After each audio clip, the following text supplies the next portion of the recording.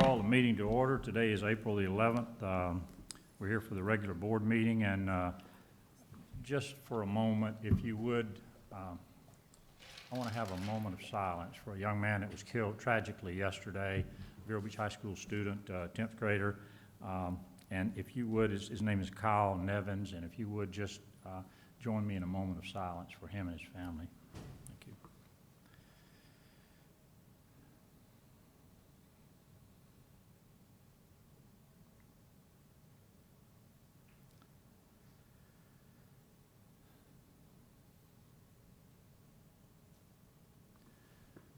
Thank you very much.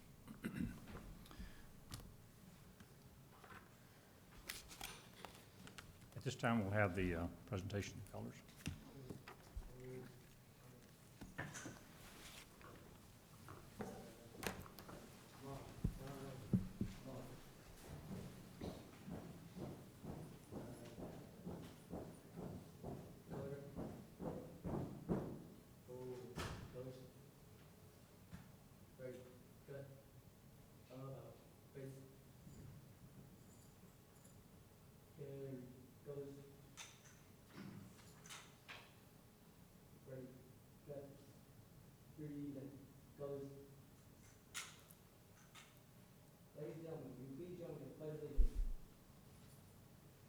Pledge allegiance to the flag of the United States of America and to the republic for which it stands, one nation, under God, indivisible, with liberty and justice for all.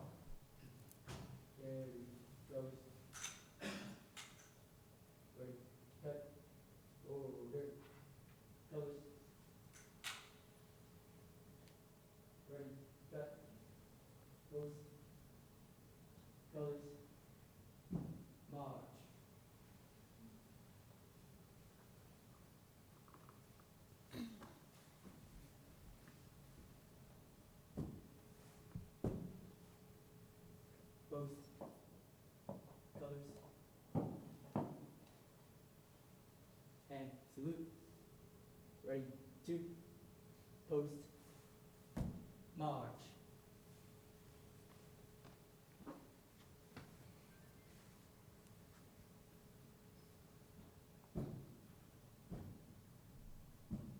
Forward, march. Color guard, hold. Forward, post. Ready, cut, color, fall out.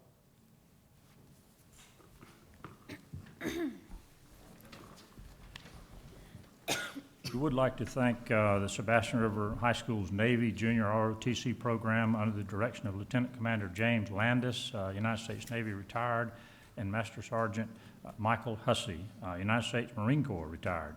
So thank you and a great job, young folks. Thank you very much. Okay. I want to do the orders of the day. Is there anyone who would like to change anything or add anything to the action agenda? Move approval as I have published. one. I have one. Did you Second. have any? I believe Mr. Searcy has I something wanted else. to, I wanted to move consent C to action, if we could. I move that we publish the orders of the day, or adopt the orders of the day as published with the moving of consent item C to the action item, action agenda. I second it. Okay, Laura, thank you. Is there any discussion? All in favor say aye. Aye. Pose same sign, 5-0. Okay. Now we'll go to the presentations. Dr. Rendell? Thank you, Mr. Chair. We have 3 presentations. A lot to celebrate tonight. We're going to spend some time celebrating some of our outstanding students who were helped by their teachers to perform in an outstanding manner in the Regional Science and Engineering Fair. We're also going to thank some of our community members for their generosity, and then we're going to be wowed by a performance by students from Vero Beach Elementary. So I'm going to turn it over to Mr. Fidgen. Board members, if you want to join me down there, you can. Thank you, Dr. Rendell. Good evening, Board. Every year, the Education Foundation holds the regional Regional Science and Engineering Fair, where students can compete for state bids So here tonight is Executive Director of the Education Foundation, Cynthia Filardo, to recognize the 17 district students who will compete at the state level. Cynthia. So it's a great honor to be here with all of you, and this is really the best of the best. I know we say that about all our students, but this is our chance to brag about our wonderful students who are from public and private schools here in Indian River County who represented us so well at the 62nd State Science Fair in Lakeland, and every one of them took an award. This is the second year in a row that 100% of the students brought home awards, which is just tremendous. So it's a wonderful credit to their teachers, to their parents, and also to all of our volunteers who mentor and help support them in the process. So I will call out their name, and I'll also recognize their teacher as well. I'm not going to try and attempt to announce their project because I think I probably can't pronounce every scientific word, I'll confess that, but it's still a great opportunity for us to recognize them. Before we get started, board members, Dr. Rendell, if I could have you stand in front of the music stands, and when you hear your name called, please come up, get a plaque, and stand with the board for a picture at the end. Our first honoree is Kieran Aaron from St. Edward's School.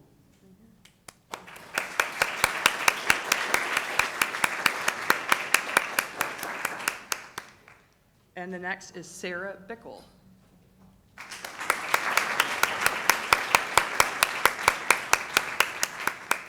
Next is Alexi Dong. Actually, oh good, she is here. Yep. And students, if you can stay up front for a picture, and then I'm also going to have call your teachers up in a minute to be part of the picture as well. James Elford.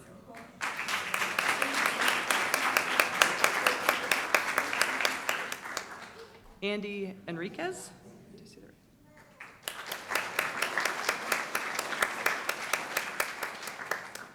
Zachary Hessler.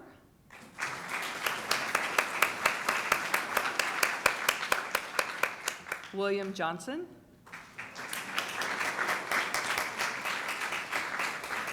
Olivia Lazoric. Lucy Long.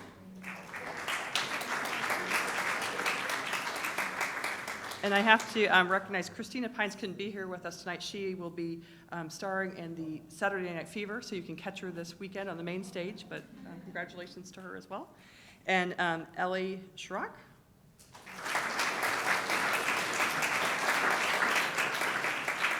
Omar Sharif and Sana Sharif.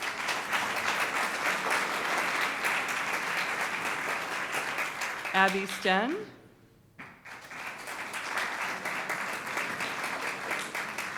Spencer Toll.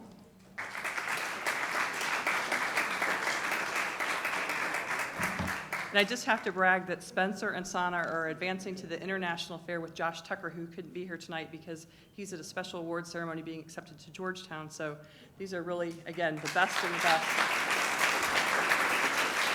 And Griffin Wagner. Griffin Wagner.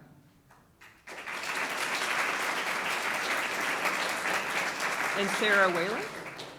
Sarah Wayland.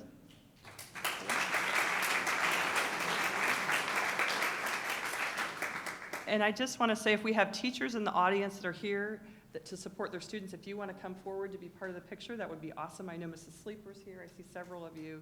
Don't be shy. I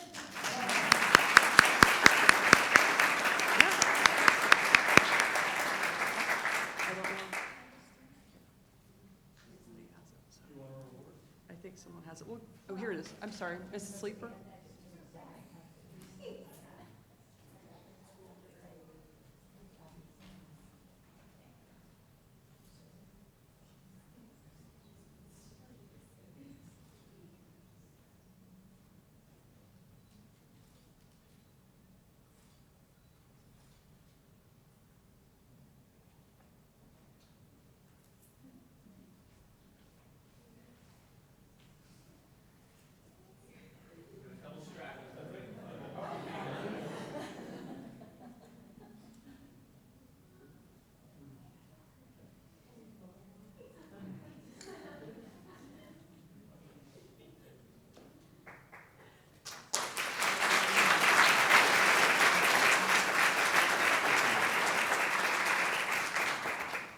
So congrats.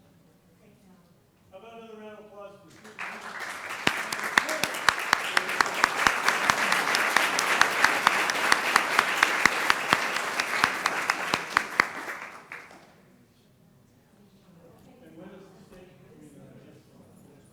So the students, Sana Sharif, who's here, and Spencer and Joshua advanced to Los Angeles, May 14th. I have that right? So it's every Mother's Day weekend, so congratulations to the mothers that are traveling. And yeah, so they'll be competing from students around the world. And last year, Spencer was part of a team that did really well as well, so we're excited. And last but not least, I want to call forward my Wabasso school team, and I think we have Mr. Ken Wessel. Is Mr. Wessel here with us tonight? He wasn't sure if he could make it from the Johns Island Foundation, but I just wanted to take a couple moments to share about the work that they are funding and to recognize the Wabasso team. And my board president, Kathy Philish, I'll have her come up here as well. The Johns Island Foundation has supported our schools very generously, and especially the foundation. They've provided digital boards, they provided smart tables to many of our Title I schools, or schools that didn't receive it. And last year, they supported a grant for $35,000 to help the students of Wabasso speak up, right? So that's underway. And we thought, wow, how much more could there be? And so we came up with the idea, the team did, to build a transition lab to help students prepare to transition into the community and into careers. So we asked for $50,000, but we got approved for almost $57,000, which is really tremendous. So we're very grateful for their generous support. We're really excited. And I know Carter's looking at me for that check. So that will get started this summer very soon. Is there anything you want to add? I just wanted to thank, it's the partnership and the collaboration of the Ed Foundation, it's the support of our superintendent and our board, and it is the generosity of the Johns Island Foundation that we get to do and that my students get to experience things beyond the traditional curriculum. So I wanted to personally say thank you on behalf of not only my staff, but every one of my students, so thank you very much. So I think, and I just want to recognize 3 more people. I see Tiffany McKenzie, there she is, and also Dr. Leon Torres Martinez and Heather Sanford, who also were great partners on the project. So even though they couldn't be here, I'm sorry that they weren't able to. We have a certificate, so could we still take a picture that we could send them? Is there anybody else? Tiffany and.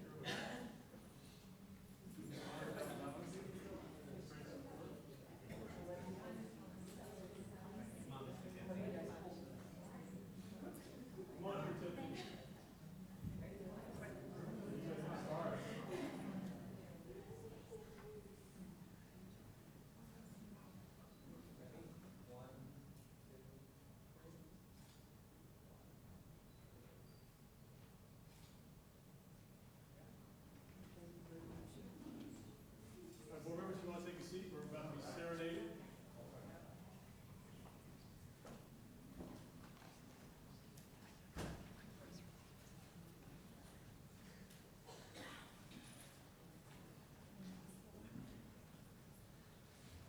So tonight's musical performers are the Vero Beach Elementary Band under the direction of Miss Newhouse. So come on forward.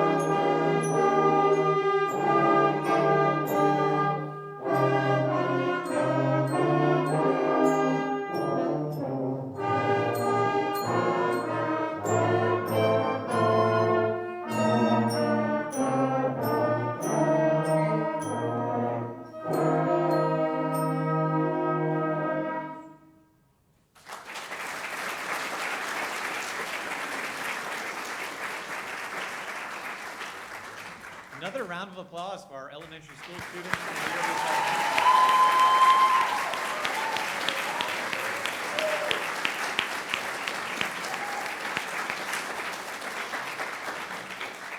Great job. Well, this weekend, as if you don't know, is the Jackie Robinson game. It will take place at historic Dodgertown. And recently, some students from one of our elementary schools went there, and this school actually has some long-standing ties with the Dodger organization.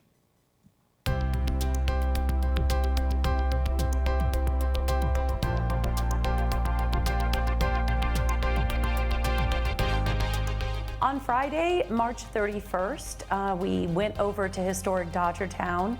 We were invited to attend a commemorative event honoring Jackie Robinson back in March 31st, 1948. He actually played at historic Dodgertown for the first time with the LA Dodgers. And so Miss Reese and Mr. Callan, along with Dr. Rindell, came up with an idea for our students to be able to go over there. The students actually participated in interactive history lessons and were also greeted by city and county officials, as well as Dr. Rindell and our school board member, Tiffany Justice. And we had over 60 fourth grade students participate in this exciting event. The day ended with a scavenger hunt across the grounds of historic Dodgertown. We have always been extremely close to Dodgertown Elementary. While the Dodgers were here, we were heavily involved because we could bring players over there and speak to the students, etc. But once the team left, there was a void. And when we reopened Dodgertown, the first thing we did was we went back over to Dodgertown Elementary and said, hey, we want to pump you up.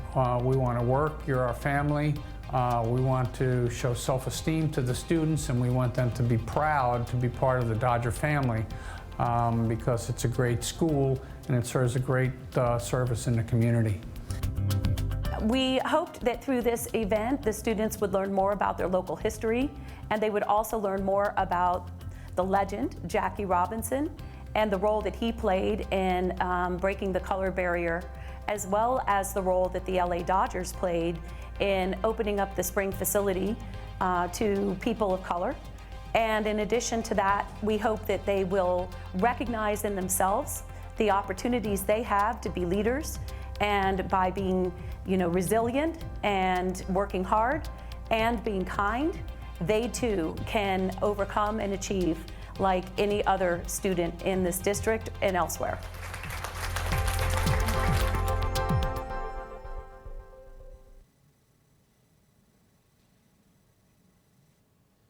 Before we get back to the business of the school board meeting, I'm going to ask Cynthia Falardo to come back up for to revisit one of our earlier presentations.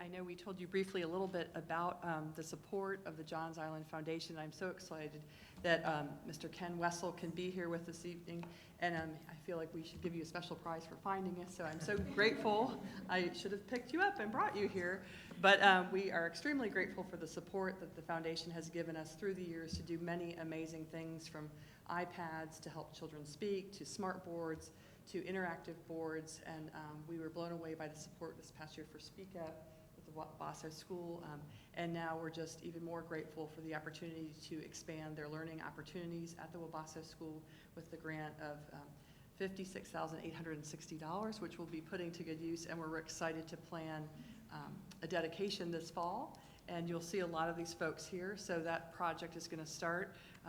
Carter is eyeing me for the check, so that as soon as that hits his hands, that whole process is underway to take off. And so we just want to thank you very much.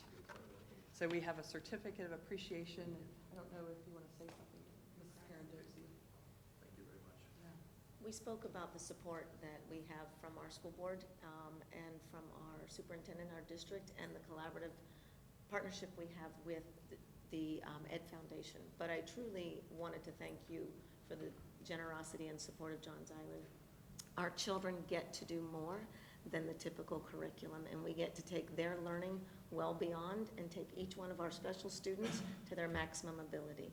And so for that, we are so grateful as a school and our students and our families. So I thank you so very, very much. Thank you very much.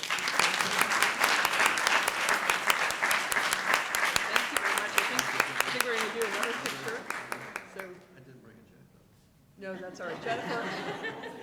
Jennifer's sending me the check, their executive director. So it's more important that we have you here so that we can publicly appreciate you and thank you. So we'll, yeah.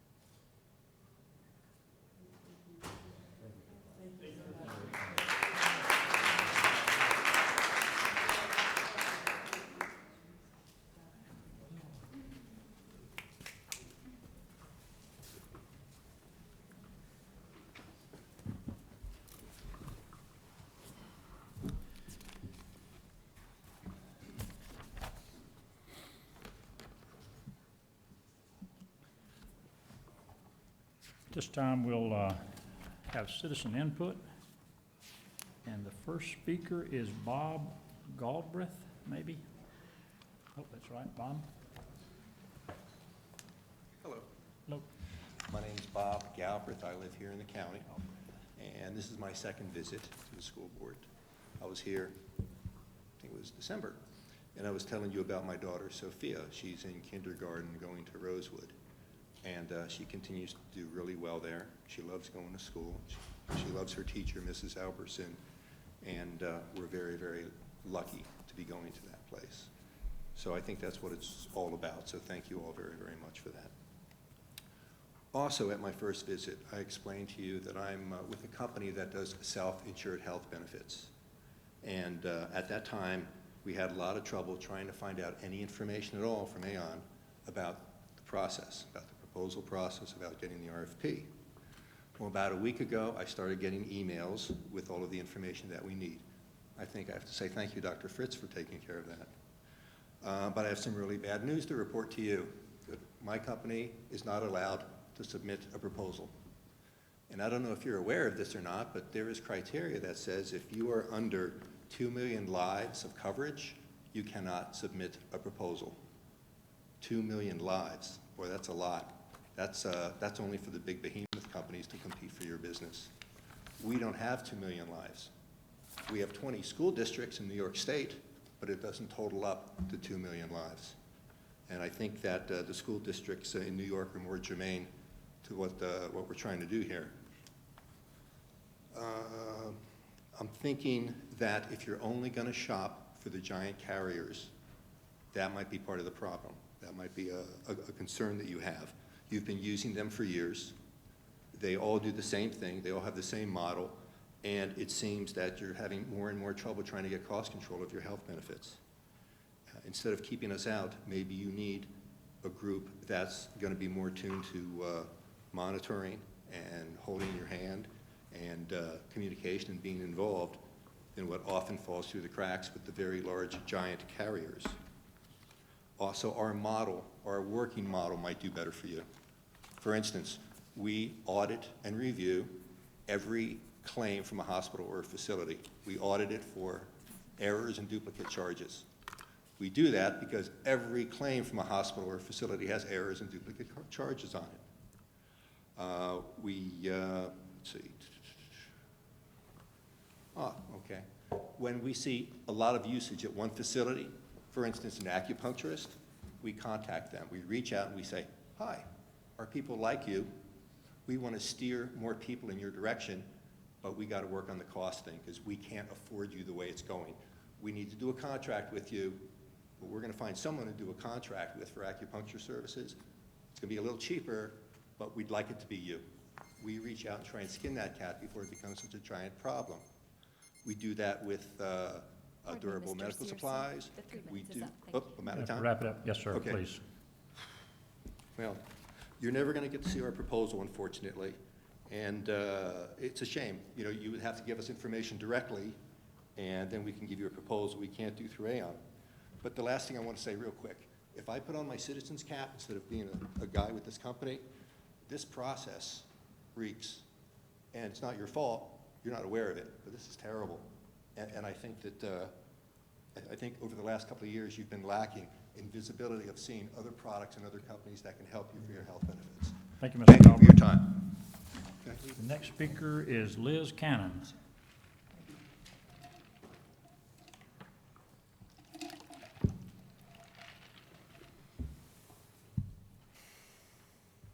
Good evening.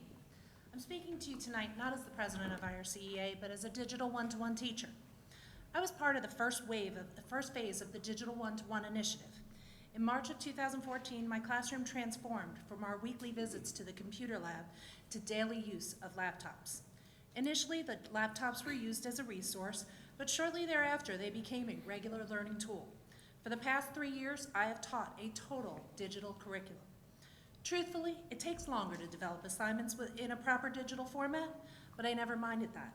The curriculum that comes with many of our textbook series may be offered digitally, but it's usually in a format that does not allow the students to type answers.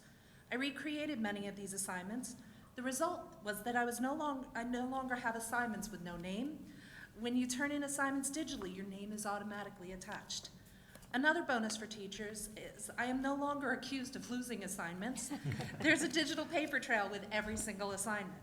My students don't lose their assignments either. We learn about file paths and folders. No more dreaded lost in the book bag assignments from my class. One might think that students would embrace the digital classroom, but you might be wrong. Computers often intimidate the students at first. But as I administered the FSA this week, I asked my students how they felt taking this reading test on the computer. Most say they were much more comfortable this year after spending so much class time working on their computers. Additionally, in teaching 8th grade, I often talk about what is expected of them as they enter high school. Many do not realize it's a state requirement that they complete at least one class online in order to graduate. At this point in the year, my 8th graders feel more confident in their ability to achieve in an online course because they have essentially been doing it all this year. There are no longer many jobs in the workforce that do not require digital skills. We can't take money out of the bank without a computer. We can't rent a movie without some basic computer skills. We can't even apply for entry-level jobs without basic computer skills. I know that many who are not in education do not understand this push for digital learning. I often hear, I never needed a computer to do my work, but learning is different today. Our students are different today. The students in my 8th grade class will be applying for jobs that don't even exist today. We need to teach them in the most progressive methods possible to prepare them for a future that is unknown to all of us.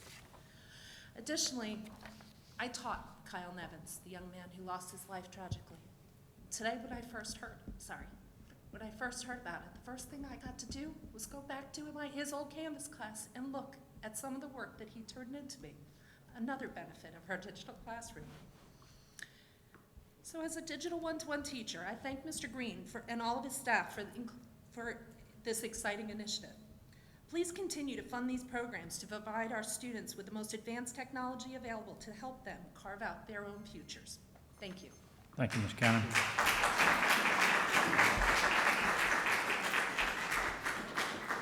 Now we'll move on to the consent agenda. Could I have a motion to approve the consent agenda? Motion to approve? Second.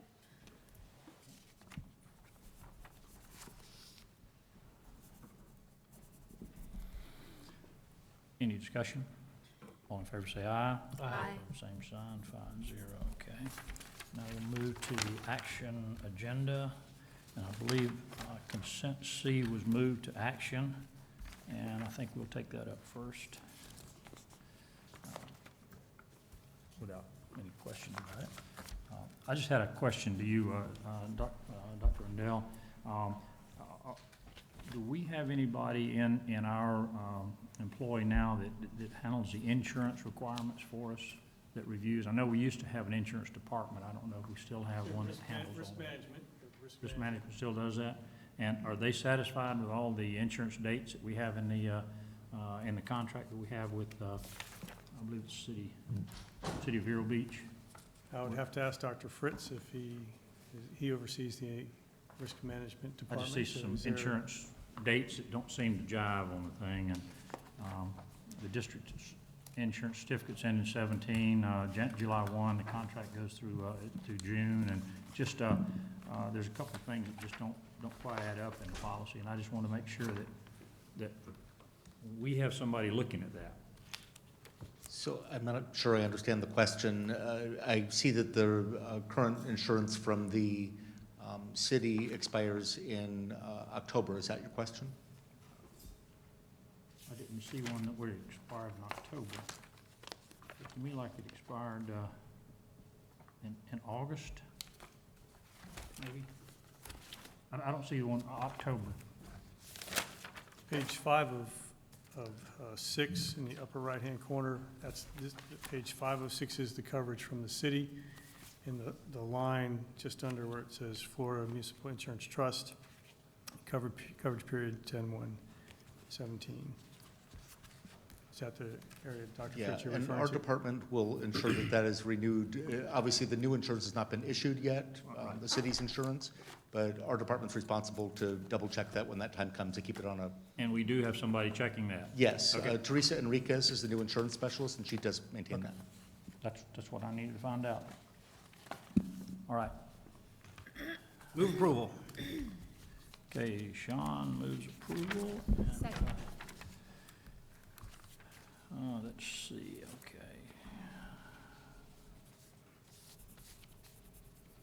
And second by Tiffany. Mrs. Justice.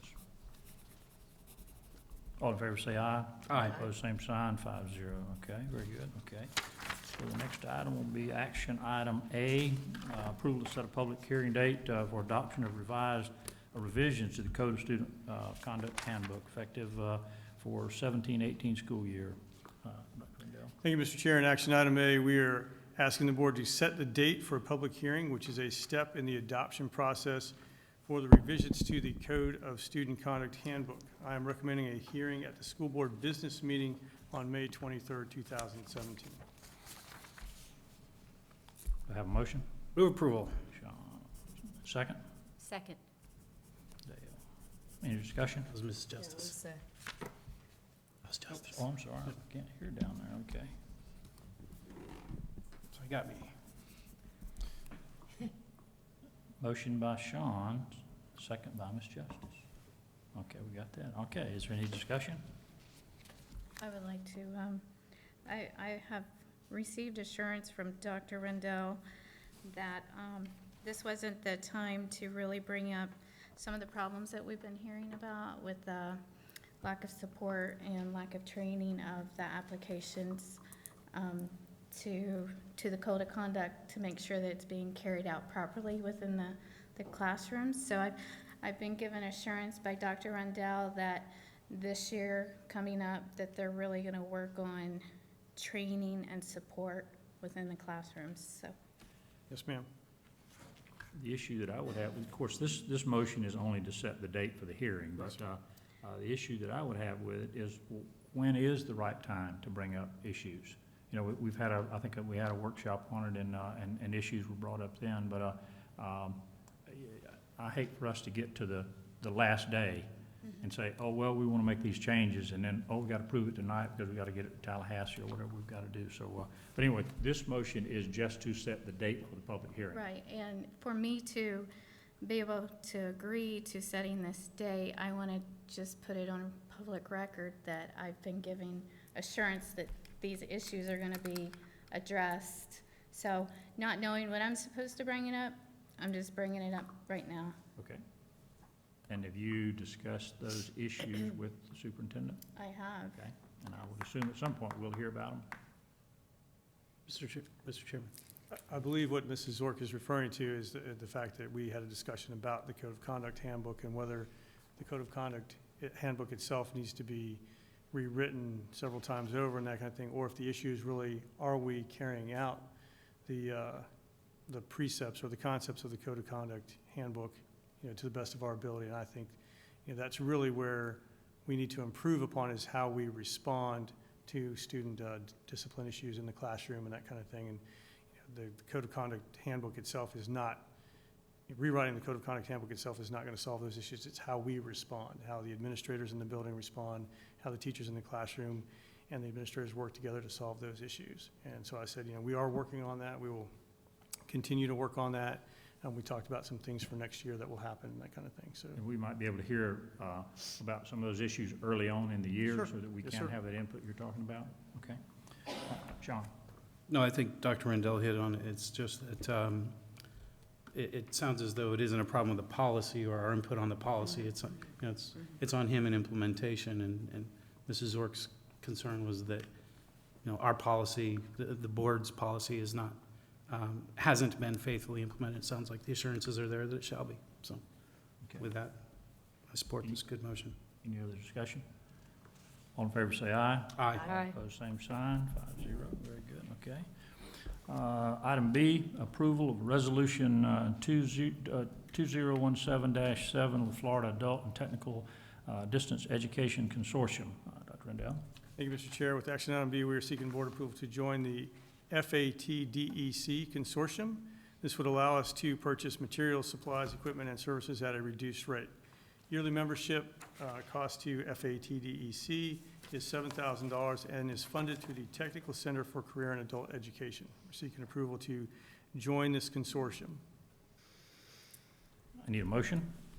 Move approval. Okay, I got you Second. that time, Justice. And I have a second by Ms. Zork. In discussion. I have a couple questions, Mr. Chair. Sir, John? Thank you. The cost is $7,000. My assumption is that being a part of a buying consortium has benefits as a result of the cost. Can you give us a ballpark as to what those might be? Yeah, we did some research with FATDEC. I don't want to say Fat Deck, but that's what everybody calls it. So Fat Deck, and the average savings is 15 grand per year. So if we were to yield just the average savings, we'd more than make up for our $7,000 membership fee. Very good. And this is revisited annually? Yes, sir. Those are my questions. I had a question, and this was in the brochure, or the backup that I had. It shows here that we approved it back on March 28th. Is that correct? No, we did not bring this to you in March. It resolved, School Board of Indian River County in its regular session on March 28th, 2017, at the school board meeting approved this thing, so can that be adjusted? It can be amended. Okay. Ms. DeAgresta. And the cost to the district, $7,000. The dates on the motion. resolution, I'm sorry? What is, John? No, my question was, do we need to change the motion? It just appears that the wrong date for the board meeting was inserted into this blank, so that's easy enough to correct if the board determines to approve it tonight. That's what I see, but, we Yes, just, sir. when it comes here, it just needs to be right, so, Do I need to amend my motion, Mr. Chair, to include the correction? to include the change of correction. So I move approval with the correction being made to the date of April 11th, 2017. Okay. Okay, so we need to, While we're doing that, can we correctly spell your last name on here? I think that was corrected today. I'm not positive, but I understand it was corrected. But the point is the same one that I had. When it Scribner's. comes to this Yeah. board, it ought to be right. So, Ms. Stang, if I may address her, the name has been corrected. Has the date been corrected also? Yes, sir, both are on your signature page Okay. before you. Okay, very good. I think it's already been corrected. So do we need to do anything different with the motion, or just have You have a motion, no second. we have a motion and a second to No approve it second as yet. is? We need a second, Second to the amended motion, correct. the amended Oh, motion. on the amended motion, I'll okay. second the amended motion. I'll second. Oh, okay, wait a minute. Who's making the motion? Oh, Justice, okay. And Zort, second. Okay, so we're now voting on the amendment, correct? And the amendment is to change the dates to April the 11th, and the correction of the name, okay, of the chairman that's going to be signing this. So all in favor of the motion, say aye. Aye. Aye. Opposed, same sign, 5-0. Now, the main motion, All in favor of the motion, say aye. Aye. We're covered. Yes, sir. Technically, under Robert's Rules of Order, you took the motion on the amendment first, and that passed. Now you're taking the motion on the Main main motion. motion. You have a motion and a second, and it's appropriate to call for the vote. So, we all understand? Okay. All in favor of the main motion, say aye. Aye. All opposed, same sign, 5-0. We're gonna get this down before it's over with. Thank you. Thank you. That was supposed to be by roll call vote? That's a roll call? Roll It's a call resolution. Yes, sir. Oh, you're right. on the motion and the main motion, or the motion and the second? Not on the amended motion, no. That doesn't recall a roll call vote, but the motion on the, excuse me, the vote on the main motion requires a roll call vote. It's a resolution, sir. Well, I will say that the notes say it's a roll call vote. So, Ms. Stang, would you call the roll? Yes, sir. Mrs. Justice? Aye. Mrs. Simchick? Aye. Mr. Frost? Aye. Mrs. Zork? Yes. Chairman Searcy? Yes. Vote is unanimous in favor of the motion. Are we good on that now? All right, we'll go to action item C, approval of iReady software for reading and math for grades K through 8 for 2017, 2018. Dr. Rendell. Thank you, Mr. Chair. In action item C, we are asking for approval to expand the use of the iReady program from the elementary grades to include middle grades for the 2017-18 school year. We are currently using iReady in grades K through 5. This year, by using iReady, we replaced such assessments as DIBELS, FAIR, SAT-10, DreamBox. And with the use of iReady in grades 6 through 8, we will be able to replace Ames Web. iReady uses the results from a diagnostic assessment to create an individual plan of instruction for each student. The total cost of the district for the use of iReady for grades K through 8 in the coming year would be $458,985. Just before October last year, so not this past October, but October of last year, I asked our curriculum department for an assessment of how our students were progressing toward mastery of the standards. We did not have any data to analyze that would give us that information. Typically, districts and schools check their progress on mastery of the standards 3 times during the year. At the beginning with a diagnostic assessment, and usually about September, October, and January or February. So we were about a third of the way through the year last year, and I could not, with any sense of confidence, assess the progress of our students. I was told we had benchmark assessments, but they would not be administered until after winter break. So in reality, the data from those benchmark assessments would not be available until it was too late to revise instruction before the state assessments. iReady provides the data we need to monitor the progress of our students. I sat in on a data chat with teachers at Rosewood Elementary School a few weeks ago. They were analyzing student data from iReady to determine which standards the students were performing well on and which standards they still needed support on. This was invaluable real-time data that allowed these teachers to make decisions on how to best meet the needs of their students. So I ask for your approval to expand the use of iReady to K through 8 for next year. I need a motion. Move approval. Ms. Justice. And a second. I'll second. Dale, okay. Any discussion?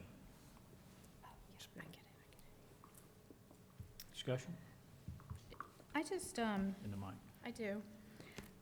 I was just wondering, I know how it works in our elementary schools, Ms. Dampierre, where it's 45 minutes math, 45 minutes ELA per week.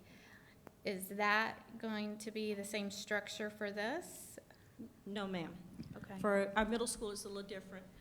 Of course, the students would take the diagnostic, all students would take the diagnostics, in the fall, winter, and spring, except for our ELC students, which would be our algebra and geometry students. And this to gauge where our students are, we need to be able to, even our high-level students, we need to be able to monitor whether or not they're dipping and provide that reinforcement.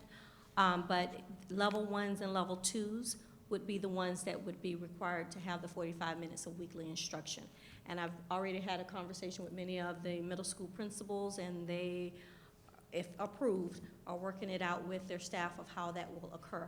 Most of our level 1s and level 2s either have a 90-minute block of reading or a 45-minute block of reading along with the language arts teacher. So the language arts teacher and the reading teacher are going to work in conjunction, going to have to, if that kid only has one period of reading. For math, for those students, as you know, we don't provide a double block of math for our students, but we have in most of our schools the ROAR, or Woo period.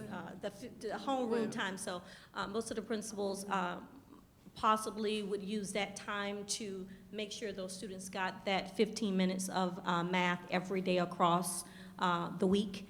And then the teachers would still be able to instruct within that 45-minute period of time, because we don't offer a double block of math in any of our grades for 6th to 8th. Yes, ma'am. I was given information that the teachers in K through 5th have discovered the toolbox within iReady Yes, ma'am. recently. Are they going to have access to the toolbox? Yes, that is in this? included in this quote.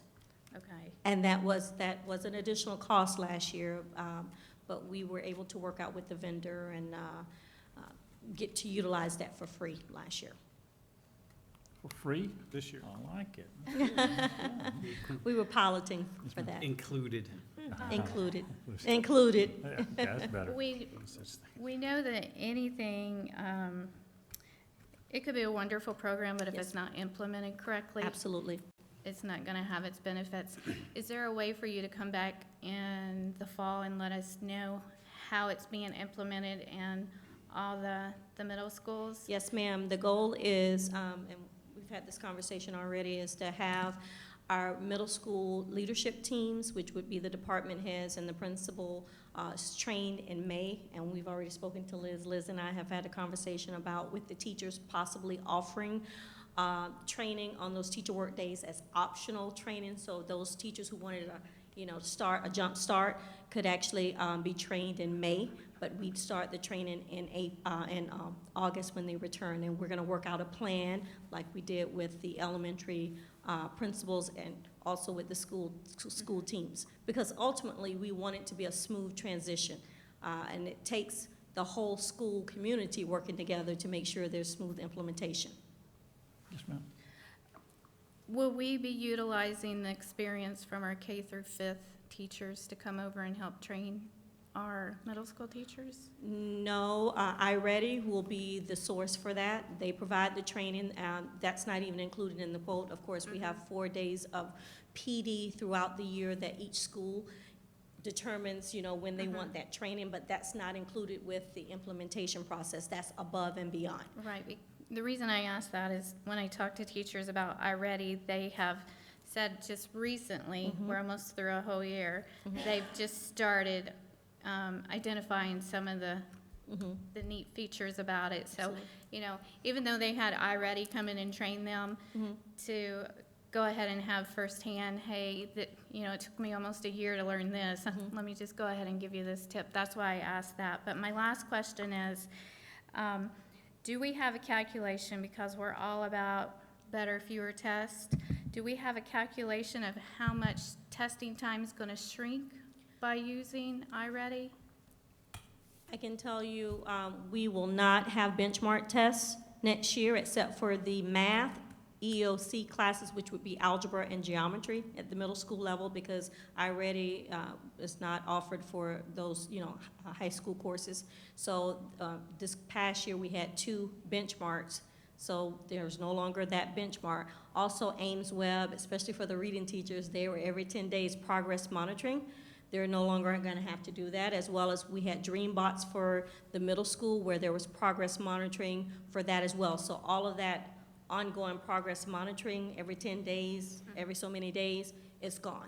Okay. So I think the teachers will be pleased that they won't have as much testing, because that's our goal as well. Mr. Green and I have had a conversation, and our departments work in tandem, and that's our goal, to make sure we minimize the amount of testing we have, loss of instruction with our schools. Right. Okay, well, thank you. Good, Sean? Thank you. Well, I did only have one question, but now I have 2. As professional development, is it included in this bid? Do we have a sense for how much that's going to be? Yes, it's included. It's in the backup. Okay. 4 sessions.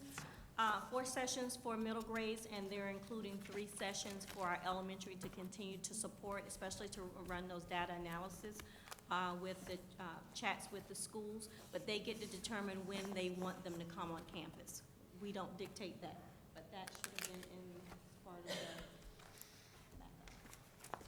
Must have missed it. Let's see where it is, Sharon. Where would that be, On the Ms. Dampier? front here? Nope.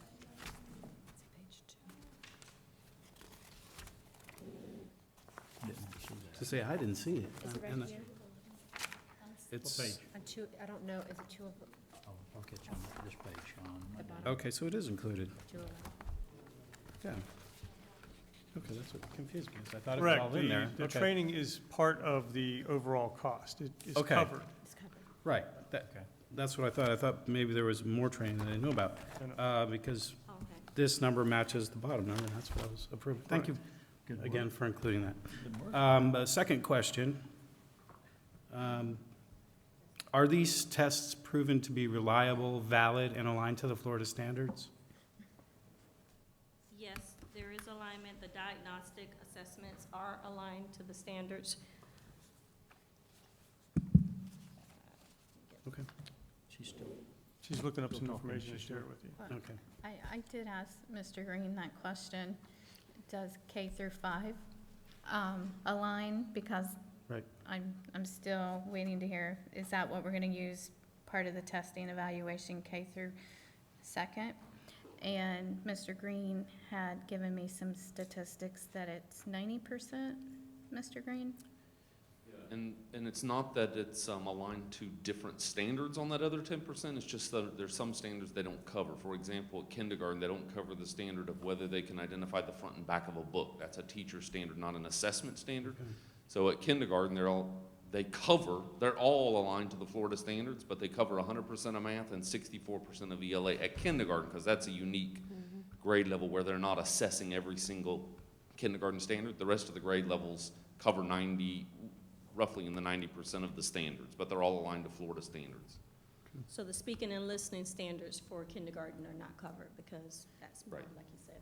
That's where the biggest gap is, but it's intentional that they don't assess those. Okay. I was mostly concerned, grade 6 through 8, 6 through 8, because I know that we've kind of signed off on K-5, and that's been well implemented. I just wonder about the expansion, whether we've made sure that they're aligned to the standards, reliable and valid tests. the validity of, here.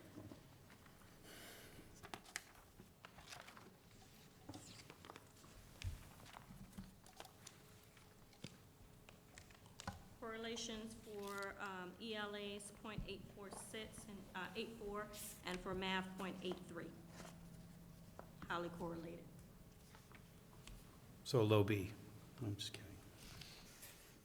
Currently, we have 50 districts out of 60-something that's using iReady. Okay. Very good. One question, is this for $458,000, is that a recurring expense, or is it just one time and it's over? It is a recurring offense. Subscription. Every year? Expense, it's every year. Because we're using their platform, we're using all of the resources. And like Bruce said, it's a license. The students are on it, as well as there are resources for the teachers, a platform that the teachers are utilizing for a blended learning model. Right now, I can tell you in the past, we've spent, let me just give you some figures. For SAT 10, we spent $109,152. For DreamBots, we spent $33,000, around $33,000. For Ames Web, we spent $10,000. So we've spent a lot of money on different resources over the years, yearly. With SAT 10, that was $100 and some. And that was a one-time test, and it didn't utilize, and we couldn't use it in the classroom for instructional purposes. So this encompasses all of that. And we spent more or less than the $458,000? We spent less, but you get where. You're getting more? Yes, sir. You get what you pay for, and with the SAT 10, that was once a year. The teachers were utilizing that. Okay. Oh. Do we anticipate $57,000 in PD every year? Do you have No. to train new teachers, or? No, Good as, catch, Mr. Frost. That's probably one of the areas we could reduce costs. Is Yes. we wouldn't have to train every year. yes. Okay. But we're providing that support, especially with, even with K through 5, because we want to make sure that we're analyzing the data and we're having those data chats, because we want to utilize the data for instruction, as well as we have some teachers new teachers that will come on board. So yes, we anticipate that that will be reduced every year. Okay. Sure. Yes, This sir. brought up a question I have. If this is for next year and we're still working on the budget, why are we approving it now and not waiting until June or July when we know what we're gonna put in the budget? Why are we approving it now? And what fund is this gonna be coming out of? I can tell you why we're approving it now is so we can get the process started, so we can get teachers trained, we can get administrators trained. We started pretty late last year, so it was rush, rush, rush. We want to plan it out and make sure our teachers and our administrators feel comfortable with the platform, and actually to play with it a little bit more over the summer. But So it's gonna be in the budget for 17, 18. Next year. You Right. just Next get a year. jump on it, I Next guess, year. as far as the training on it. It's a priority item, so, for us. Okay. You understand that? Understand? Okay, good. Any other questions? I did. Yes. So, can you tell us how, there'll be like a measurable outcome? How will you be able to next year know that the increased, can you tell us how, it's working? How, that's important, we can sit up here and have you tell us that. And I know we're getting more than those 3 tests. Thank you for your honesty about it being less, but we're getting more. But what will be how will we measure the results? FSA results, we will still see improved FSA results. So that's the end game, the FSA results. But how, which is good, but wouldn't you be able to tell quarterly? Yes. If you're doing? Correct. Okay. Yes, we have growth reports, and this is part of, we anticipate every one of our students to make a year's worth of growth or more. So there are every diagnostic, there are reports that are given to the teacher. The teacher can pull the reports to school, the district, and the teachers utilize that to determine whether or not if Johnny or Sue has met the expectation or making progress towards that expectation, and what resources that Johnny needs to, provide that differentiation of instruction. So it's like, there are tons of resources to help remediate or to provide that intervention for the students in the classroom. So it's ongoing, as well as the students are, once they take the diagnostic, they have their learning path already outlined for them on the computer. So they're getting practice on the computer as well as that direct instruction from the teacher. This is a teacher-led program. It's not a software program where students are on it and that's it. It cannot be successful without the leadership of the teacher in the classroom facilitating it. So I have a follow-up question. So if you're doing quarterly, in this software, do you have the capability, because I really hate to ask questions up here when staff just goes, okay, I have to work 5 hours to get that answer. I don't want that. But within this software, is there a button you can press to get an overall district, you know what I'm saying? If you've got to get it by Yes. every school, it's fine, but I don't want to say, how's the district Yes. doing? And now staff's behind the Yes. scenes compiling, 25 plus schools. Yes. It's just, Yes. Yes. For example, right now for reading, we have, of course, our goal is that the students make a year's worth of growth. For reading, we have 77% of our students in K through 5 who are on target to achieve this, that are making progress to that goal. Good. For math, we have 65% of our students, and then it's broken down by grade, then it's broken down by school. So all of that information is available for the teachers as well as the administrators, as well as for the district. So we're constantly monitoring that information. And Bruce, as department, has outlined for us comparing iReady to FSA data to give us a fingertip of how we're progressing. You may want to speak on that part, Bruce. Yeah, and we monitor that as a district and a school. For example, I know I supervised Dodgertown. From the first diagnostic to the second, they made a 5% proficiency improvement, and from the first to the third, they made a 12% proficiency improvement in reading. So Each principal supervisor reviews the iReady data at each one of our progress monitoring meetings with our schools, our elementary schools. And we review that by teacher sometimes, by grade level, overall school compared to the district average. And it is pretty much a click of a button. So then my last question would be, after the first semester of next year, can we have that? Yes, a presentation on that, that's Thank on you. our. The on report's my things fine, that- I mean, yeah. unless you That, can summarize. it's every quarter, so of course, with kindergartners, we'll start a little later because they'll just be coming in. So yes, Great. we'll have that data for you. Thank you. So another answer to that is, if you remember when I first started talking about action item C, was the fact that I couldn't, as a superintendent, get a gauge on how we were progressing towards mastery of the standards.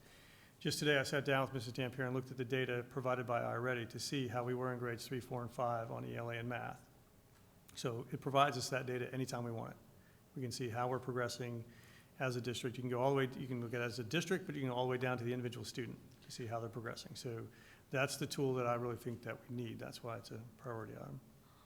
Also, it provides our tiered support. You know, MTSS is our, tiered support system. It groups the students in those tiers, and it also gives you resources to provide to remediate those kids as well. So it's an additional, it's a lot of resources in this, with this blended learning platform. Mr. Chairman. Thank you. I have two questions, one of which is actually Mrs. Zork's. She asked which fund this came from or how this was funded. I'd like to know that question, or I'd like to hear an answer to that. Also along the lines of, are we using discretionary operating millage for this possibly? And the second question is, do we stay under the statutorily mandated 5% cap using this testing as frequently as it seems we'll be using it?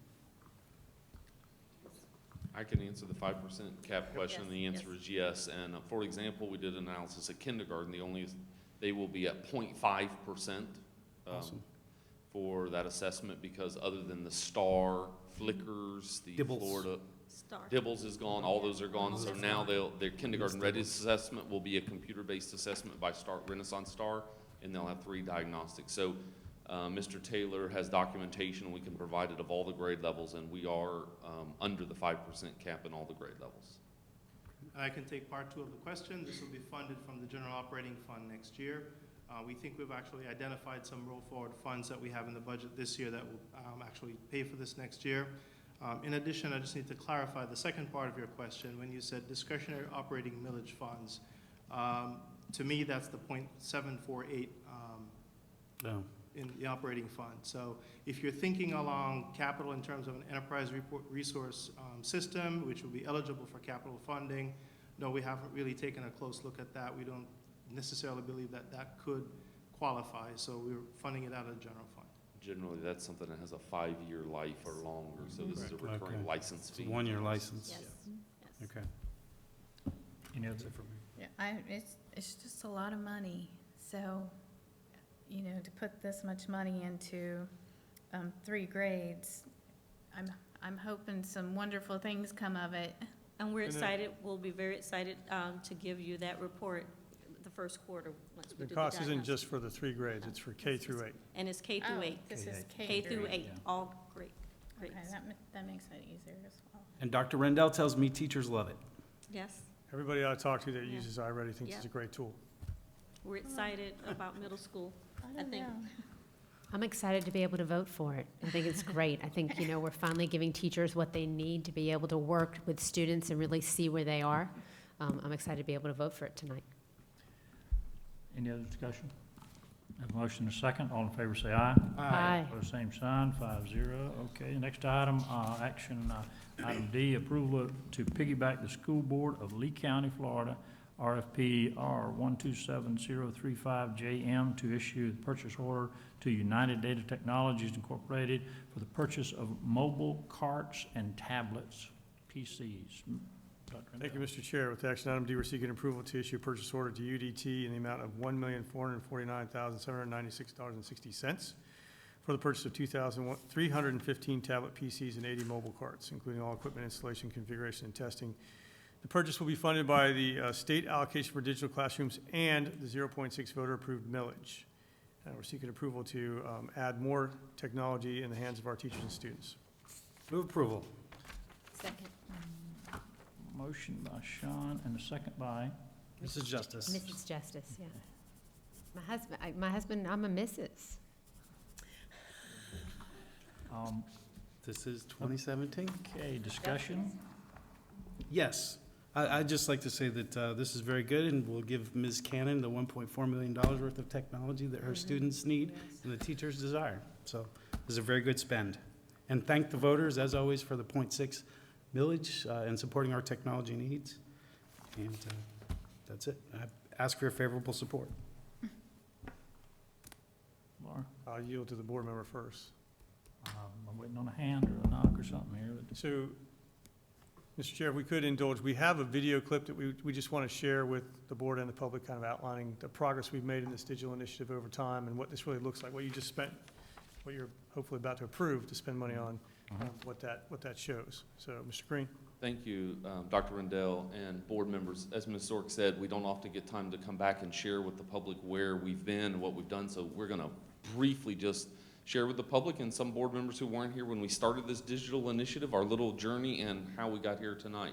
So our journey started back, as Ms. Cannon mentioned, with the first digital classroom plan in October of 2014. The board approved that, and we started getting some very small funds from the state, and we partnered that with our funds from the voter-approved millage, and we rolled out 30 carts, and it was focused on 6 through 12, grades 6 through 12 in ELA and math only. It was an application process, so we were looking for the willing, ready, and able. As Ms. Cannon mentioned at the beginning, she was one of those pioneers and has led the way, and we've been working with her on a monthly basis. So I want to thank her and the association and teachers in general for being very supportive in helping us design what's best for their needs. That August 2015, we rolled out an additional 84 carts to secondary schools.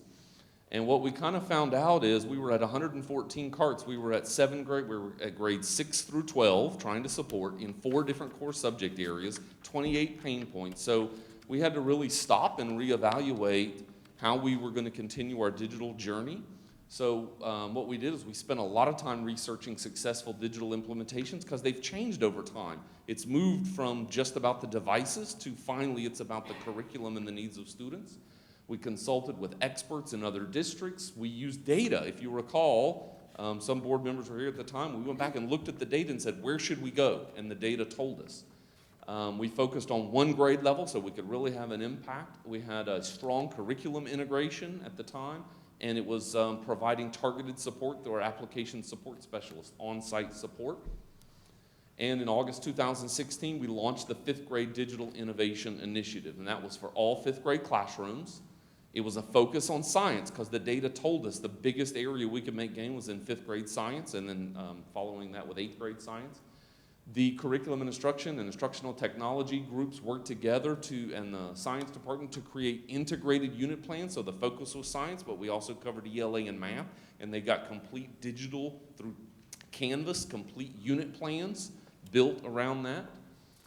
Progress monitoring, which we're going to show you the data, and I believe, Mr. Searcy, you were the one that asked at the workshop, are we going to be able to monitor the progress of this initiative? And we told you a couple ways we were going to do that, so we want to share that with you tonight. We implemented the lab disk, if you remember that science probe.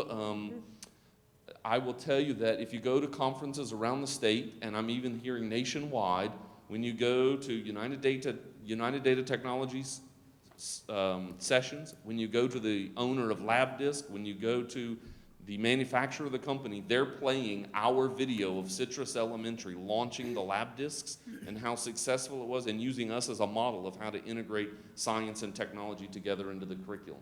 And we launched our first Digital Summer Academy with lots of training for teachers and year-long support with our application support specialists. So talking about that progress monitoring, we moved away from the benchmark assessments to a progress monitoring model so that we would give an assessment at the beginning of the 9 weeks and then give an assessment very similar on the same standards at the end of the 9 weeks to see if we could measure market improvement on those standards that were taught during that time frame. The color coding that you're going to see on the next slide, students who scored between 0 and 49%, that score would be red. If they got a 50 to a 69, it'd be yellow. And actually that's 70 and above is green. 70 and above is green. So this is the data from the first 2 quarters. So quarter 1, the pre-test, 47% of the students upon brand new science standards were in the red. After giving a similar but not same assessment, different questions but same standards, the percentage of students in the red dropped to 21%. The percentage of students in green went from 19 to 42% within that first quarter based on that science instruction. At the end of the second quarter, at the beginning, we started again a new set of standards.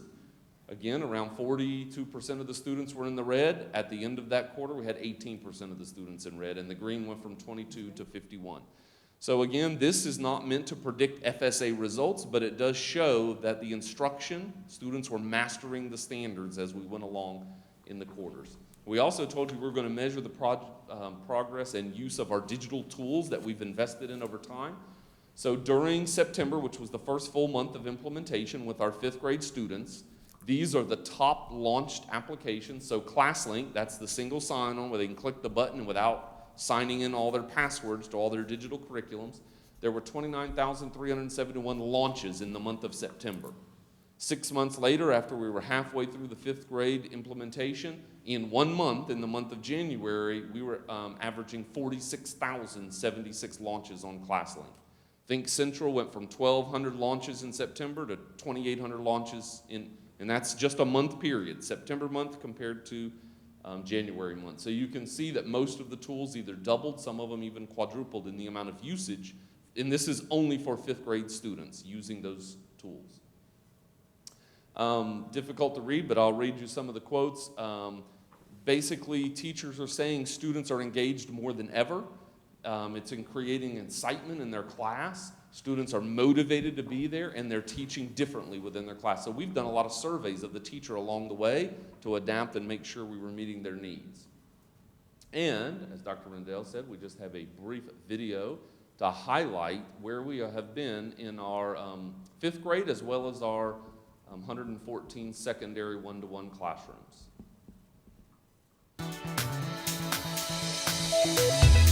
Implementing the one-to-one devices has really impacted my classroom because it's made my classroom a classroom without just these 4 walls that we're confined to. The students really are engaged and they get to go explore the different time periods that we're learning. So it's really just made the engagement and achievement increase tremendously.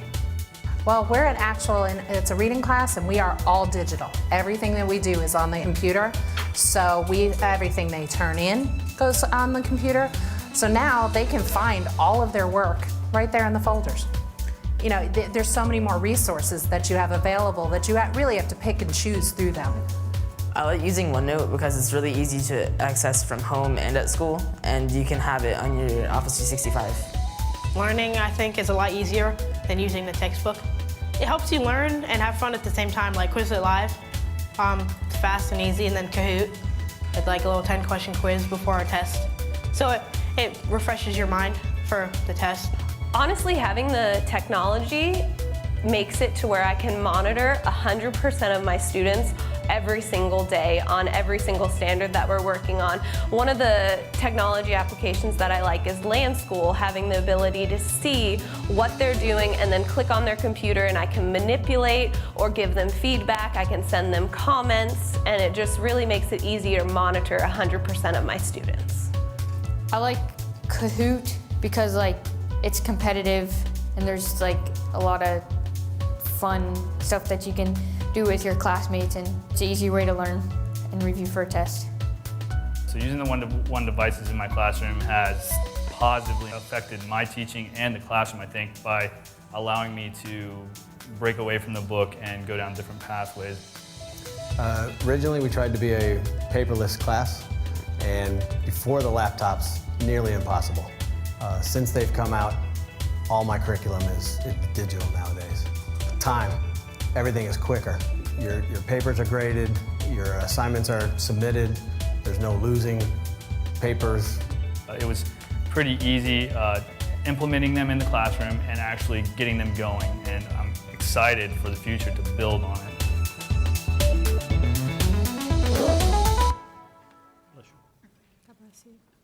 So back in September, the board approved the digital classroom plan, and that was a focus on 6th grade, and that's what we've been working on the entire year, is developing that plan with the Technology Innovation Squad. So this will roll our 5th graders up to 6th grade, support those digital learners.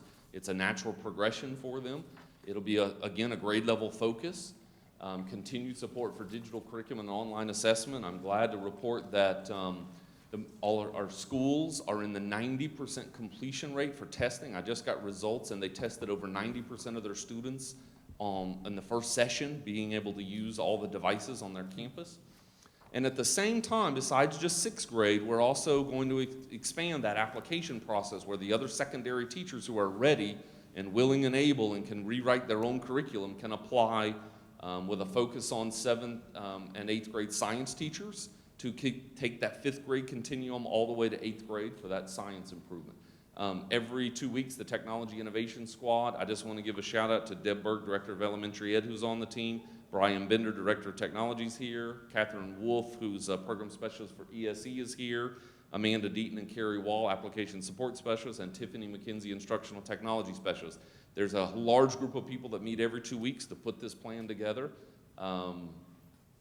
They have developed a professional development plan, and they've kind of called this one SPARK, Sparking a Culture of Innovation, and it's a very comprehensive week-long digital academy this summer.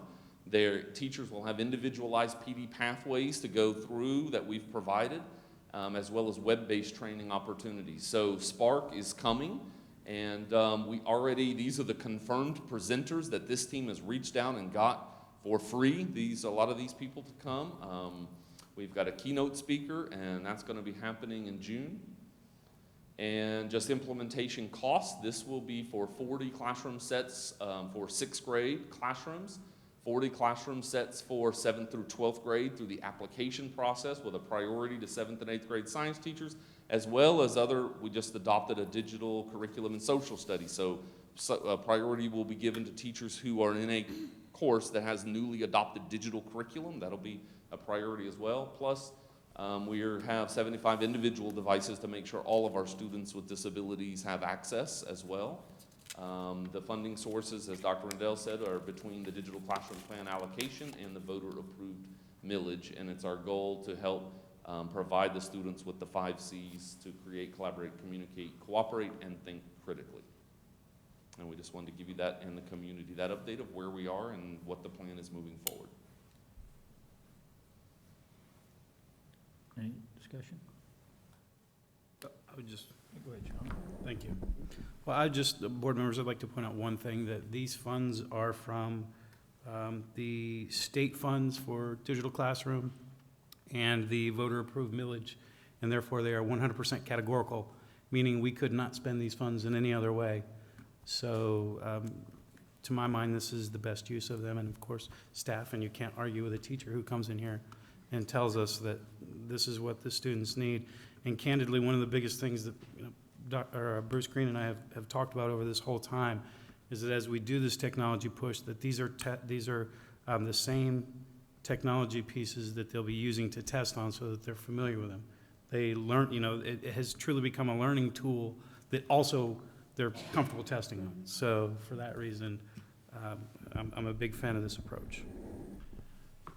I just have a question for Mr. Green, since I wasn't here at the time, in the beginning of the implementation.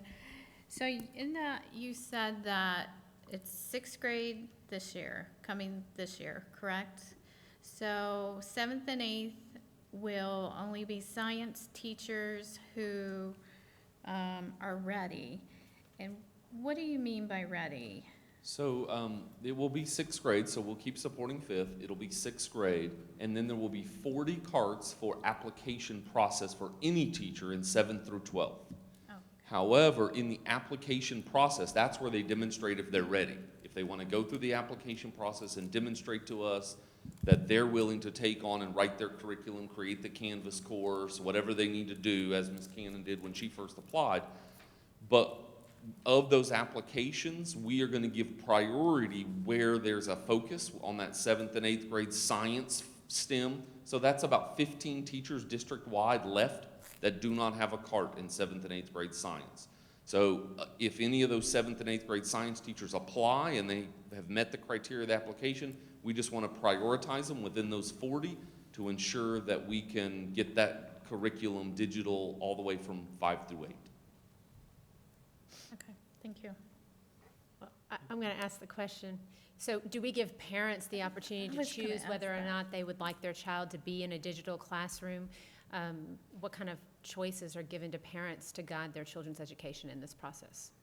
My experience has been that teachers in 6th grade received their laptop cards through a grant process that they had gone through, I guess, and then, so some teachers have computers, some teachers don't have computers in their classroom. My daughter personally is in an English language, in her ELA class, does not have computers in her class. So next year, I would imagine she maybe will, maybe won't. She'll be at maybe a disadvantage in that way. So I'm just curious, are we notifying parents, your student's going to be placed in a classroom where they have computers, or just to let you know your student's teacher will not have computers in their classroom? If that's something that's an issue for you, you can move your child out of that classroom? I don't know about the moving out, but we do have documentation and letters and information that we give to those digital teachers. So when they become a digital teacher, we give them a packet of resources, and that includes a parent letter and a student letter, training on how to go at the beginning of the school year. But I don't know that we have an opt-out process per se, other than they would traditionally do at the school, requesting class changes through scheduling. Okay. I have a question, Bruce. We have totally digital classrooms. Does that mean we're doing away with the books? So, well, I'll refer to some of the teachers. I can tell you at elementary, I've been in many of the classrooms, and they have plenty of books in their media center, and they have leveled literacy libraries. So students have access to books and reading. However, when we're talking about the textbook in these digital classrooms, they access those materials electronically, so they don't need the hard copy physical paper textbook during that course. How do they do their homework if they don't happen to be, they can't take the computers out of the carts home with them, and they may not have access to computers at home? We're missing a huge bunch of folks that may not have access to technology at home. How do they do their homework? If they don't have a book and they can't, don't have access to computers, how do they do their homework? So when I said they don't have access to the textbook in the course during when they have, when they're all on the laptops, all of the curriculum that we've adopted, and I'll have Ms. Dampier back me up to make sure I'm not telling a story, has, when you adopt the digital, you get the physical, or if you adopt the physical, you get the digital. So they have access to books to be able to send home in those situations when students don't have access. So we haven't gone completely digital anywhere where we don't buy the book or get books to help support that. It's just when the student's in the classroom and they all have a device, they don't need to use those books in the classroom. They access it all electronically. Well, what I'm hearing is that, and I think one of y'all just said it a few minutes ago, that the teacher creates their own curriculum. And if the teacher creates her own curriculum and it doesn't go along with what's in the book, somebody's going to miss something. And there is a group of students that we're missing, and I think it may be a lot of those that don't have access to technology. So I hope that we're considering that, because it sounds to me like getting rid of the books, we're headed for disaster. But again, that's just my humble opinion. I think maybe we're using the wrong word. I don't think they're creating their own curriculum. They're creating their own lesson plan. So How they're going to teach the curriculum. Like today we'll use these, I'm going to use this example of George Washington, and I'm not a teacher, so maybe I apologize, Liz. But what I'm saying is they're creating how they're going to teach that curriculum. They could even divert to a story maybe, and they're creating their own lesson plan, so when they pull it up that day. But the curriculum is approved, we have curriculum books, and that is taught, I don't want to say by law, but taught, also what guides us is, again, back to the benchmarks, back to, what the curriculum is needed to accomplish the end task. And teachers are also, they're just not just using the textbook, they're also using resources. So again, when you were talking about iReady, that's a resource, that's in that program that they're utilizing as well. So they're using a plethora of resources besides just the textbook to create plans. In the classroom? Yes, as far as designing their lessons. Okay. I just don't want to miss those students that don't have access to that. You know, if we got books for them, that's okay, but I'm hearing we're not even ordering science books for the middle school this next year. I mean, that's, you know, I hear a lot of stuff out there, by the way, but I hope that we don't miss that group of students. I can tell you next year is a gap year for science. We are ordering resources, but there's, Not textbooks. there isn't a textbook because they're in the process of creating a textbook based on the standards. So we can order old textbooks, but at secondary level, we have those textbooks in the classroom. So what we're doing is ordering resources to support that as well. So, and they're not all digital. And to that point, we don't order textbooks for every subject every year. That's how our curriculum adoption works. And we wouldn't want to order outdated textbooks. I mean, they don't have the textbooks yet. It's a gap year for the incoming year for science. So we're utilizing our current textbooks as well as pulling in additional resources to support the curriculum. Just don't miss that group of students. Absolutely, sir. We need to do whatever we can to support them, and I would beg that you do that, by the way. Yes, sir. On my notes right here. Okay, good enough, all right. All right, any other discussion? We have a motion and a second. All in favor say aye. Aye. Opposed, same sign. Okay, 5-0. Action item E, approval to renew request for proposal 2016-09 for electrical contractors with multiple vendors. Dr. Rendell. Thank you, Mr. Chair. In action item E, we're seeking approval to renew this RFP for a period of 1 year and to issue a purchase order not to exceed $200,000. This contract is utilized by 3 departments: physical plant, facilities, and technology services. On April 12th of last year, the board approved the award of to Bismarck Electrical Services, Complete Electric, Jarrell-Com, and Paragon Electric of Vero Incorporated to provide electrical services. Projects less than $5,000 may be awarded on a rotational or best fit basis. For projects greater than $5,000, all awarded vendors will be invited to provide a formal quote, and award will be made to the lowest bidder. This new contract period will be from April 12th, 2017 through April 11th, 2018. Pricing, specs, terms, and conditions will remain the same. We have some backup material for you. This is something that we started last year. We're seeking a renewal. We're actually seeking a renewal for a lower amount. Last year, you approved up to $300,000, and we're seeking approval only of up to $200,000. Mr. Morrison, a reason for that change? One technical correction, Dr. Rendell, and I apologize I didn't make that with you earlier. Last year was a little bit, it was about $150,000. My apology. This year, we're asking for $200,000. As you may recall, we've had conversations with the board about our inability to hire electricians on staff. We last year had essentially 1 full-time, and at this point, as you're aware, we have 1 that has come back, president of the union, and we also had an electrician that passed away, and we finally replaced that position. However, there is a backlog of electrical projects, electrical work that needs to be done.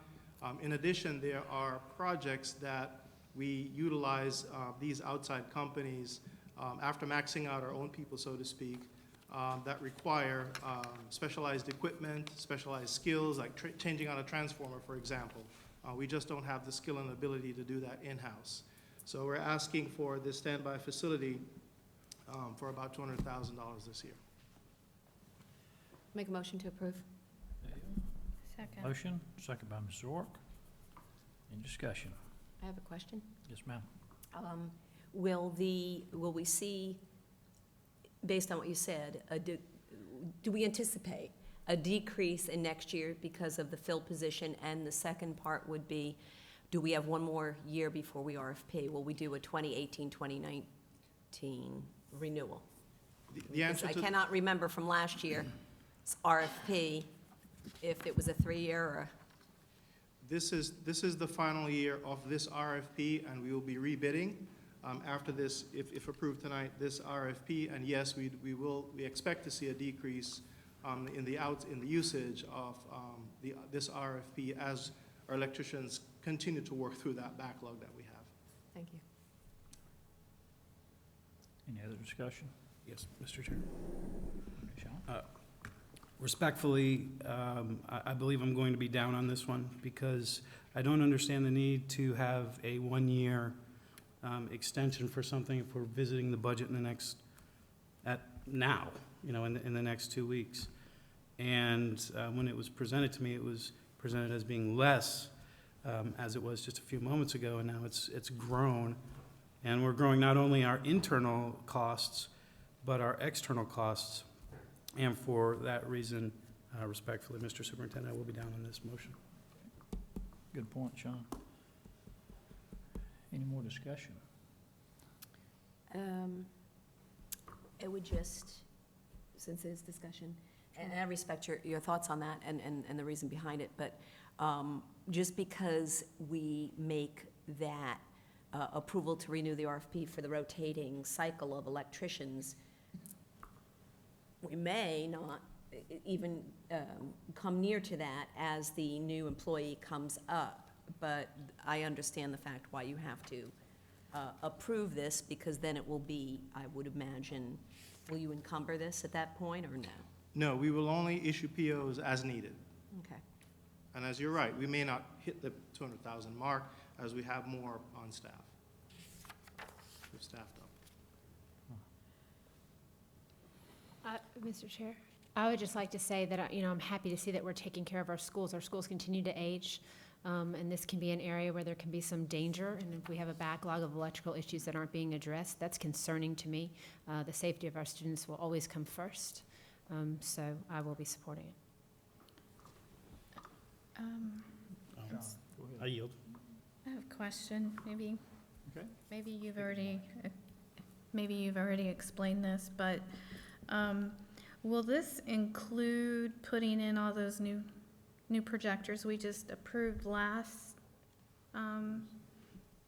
board meeting? I think we approved a couple $100,000 in projectors. If I may make a quick distinction, what you approved a couple of board meetings ago was for electrical drops and connectivity, the low voltage stuff. This is the stuff that it's high tension. This is the stuff that can light you up, so to speak. Oh, I see. But I think you're talking about the projectors. So the projectors already have power in the ceiling. We're just taking the old ones that are 10 or 12 years down and putting a new one and plugging into the same outlet. So Okay. that project, those already have outlets to them. Sean? I would be supportive of something that went through September, but, not through April. So it doesn't sound like that's on the table, but it also doesn't sound like I'm going to prevail. So. Can I just, Yes. it might help, and I know I'm probably putting you on the spot, and I don't want to start guessing, like, would these contractors, if there was football lights or baseball lights, and I'm not an electrician, so are they journeyman 1 and 2? I'm not sure. Will they, I don't want to even go in a realm that I'm not, but can you maybe name some of the larger electrical projects that our in-house can't handle? So one that comes to mind because it was done today is the lights outside of this building. That I received a phone call a couple weeks ago by a concerned citizen and member that had some safety concerns about exiting this building and the lights outside were not working. So we don't have the equipment to go up that high. So as a result of that, we have to call in the outside contractor to make those repairs ASAP. So that's an example of one of the projects that we would do. Okay. I was going to say, is there anything with the air conditioners that, or would the air conditioning be covered? Okay.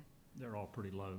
We can get to No, them. I'm talking about the voltage, because the voltage, I think that's what makes the difference in who can handle the job. And again, I don't want to go where I shouldn't be, but that is what makes the difference, the voltage, and sometimes equipment. I believe that is a factor in the analysis of whether we do that in-house or we bring someone in from the outside. It's the voltage. I would just like to say thank you for fixing the lights in the parking lot, because it was a safety concern, and Mr. Searcy's off the hook now, because the night we came out, it was like 11 o'clock that night, he walked me to my car and made sure I got home, got in the car safely, so you're off the hook, there are lights now. Yeah, you made sure I got in my car safely, excuse me. Yes, so thank you. it was needed, and I think I understand that that was part of the guarantee on the building. That's what somebody told me. That is so- absolutely correct, sir. That was repaired under warranty. Yeah, okay, good. Do they, do these electricians that we're gonna hire, do they have the equipment to handle the lights at Vero Beach High School? I knew that was coming. We're working on that. Say, we're gonna name the parking lot after you. They may, by the way, but any other discussion? All in favor of the item, say aye. Aye. All opposed, same sign, 5-0. Oh, 4-1, I'm sorry, 4-1. My bad, Sean. Pyrrhic victory.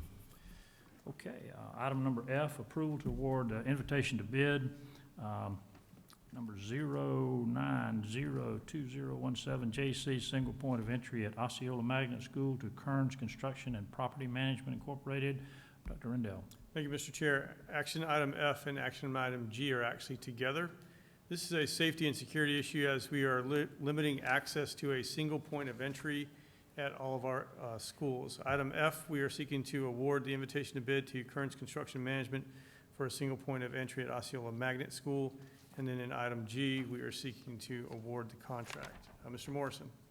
Nothing further at this time, Dr. Rendell. Okay, for action, Just F first. F. I need a motion. Move approval. Okay, Ms. Justice. Second. Okay. Any discussion? Yes, sir. I'd like to speak to my motion. Yes. Thank you. So one of the things that, I'm really happy that we're addressing this, but I am going to ask the superintendent, and my understanding is that there are still some additional schools that do not have a single point of entry after we approve this. So going in, we're going to have to restructure our capital outlay plan.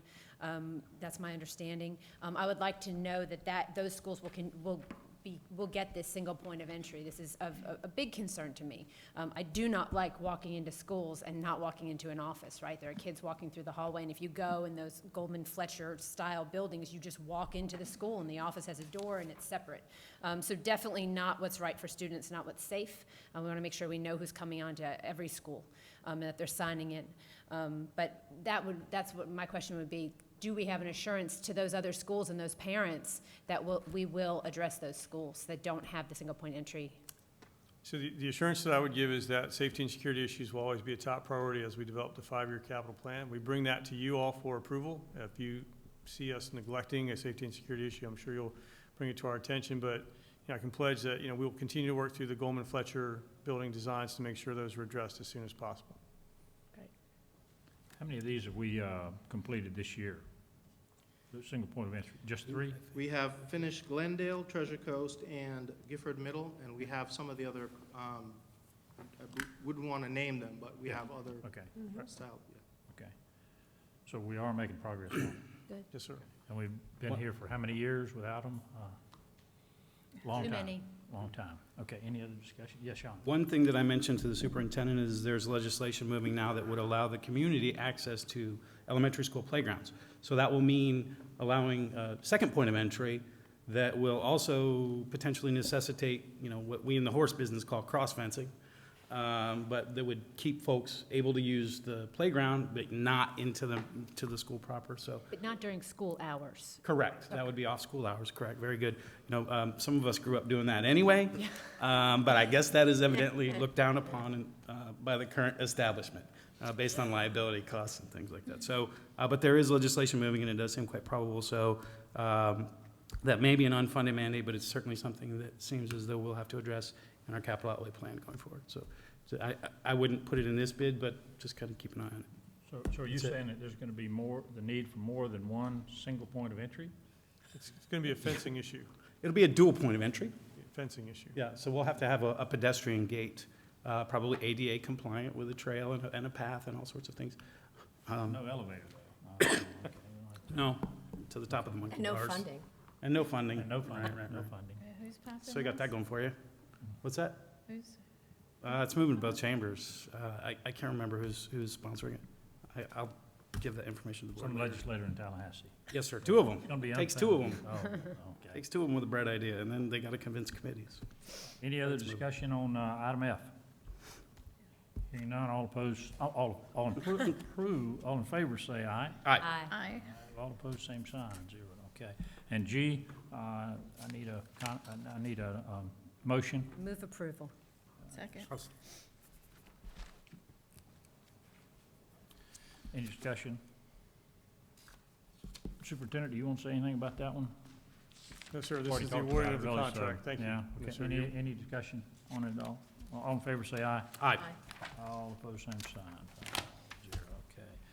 Item H, approval of agreement form for construction contracted services with Cathco Incorporated for Osceola Magnet School parking improvements. Dr. Rendell.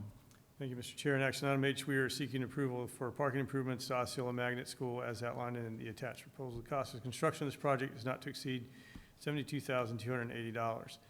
Really, it's more than parking improvements. I'm not sure if you're familiar with Osceola Magnet, but we unload the buses and load the buses in the back of the school.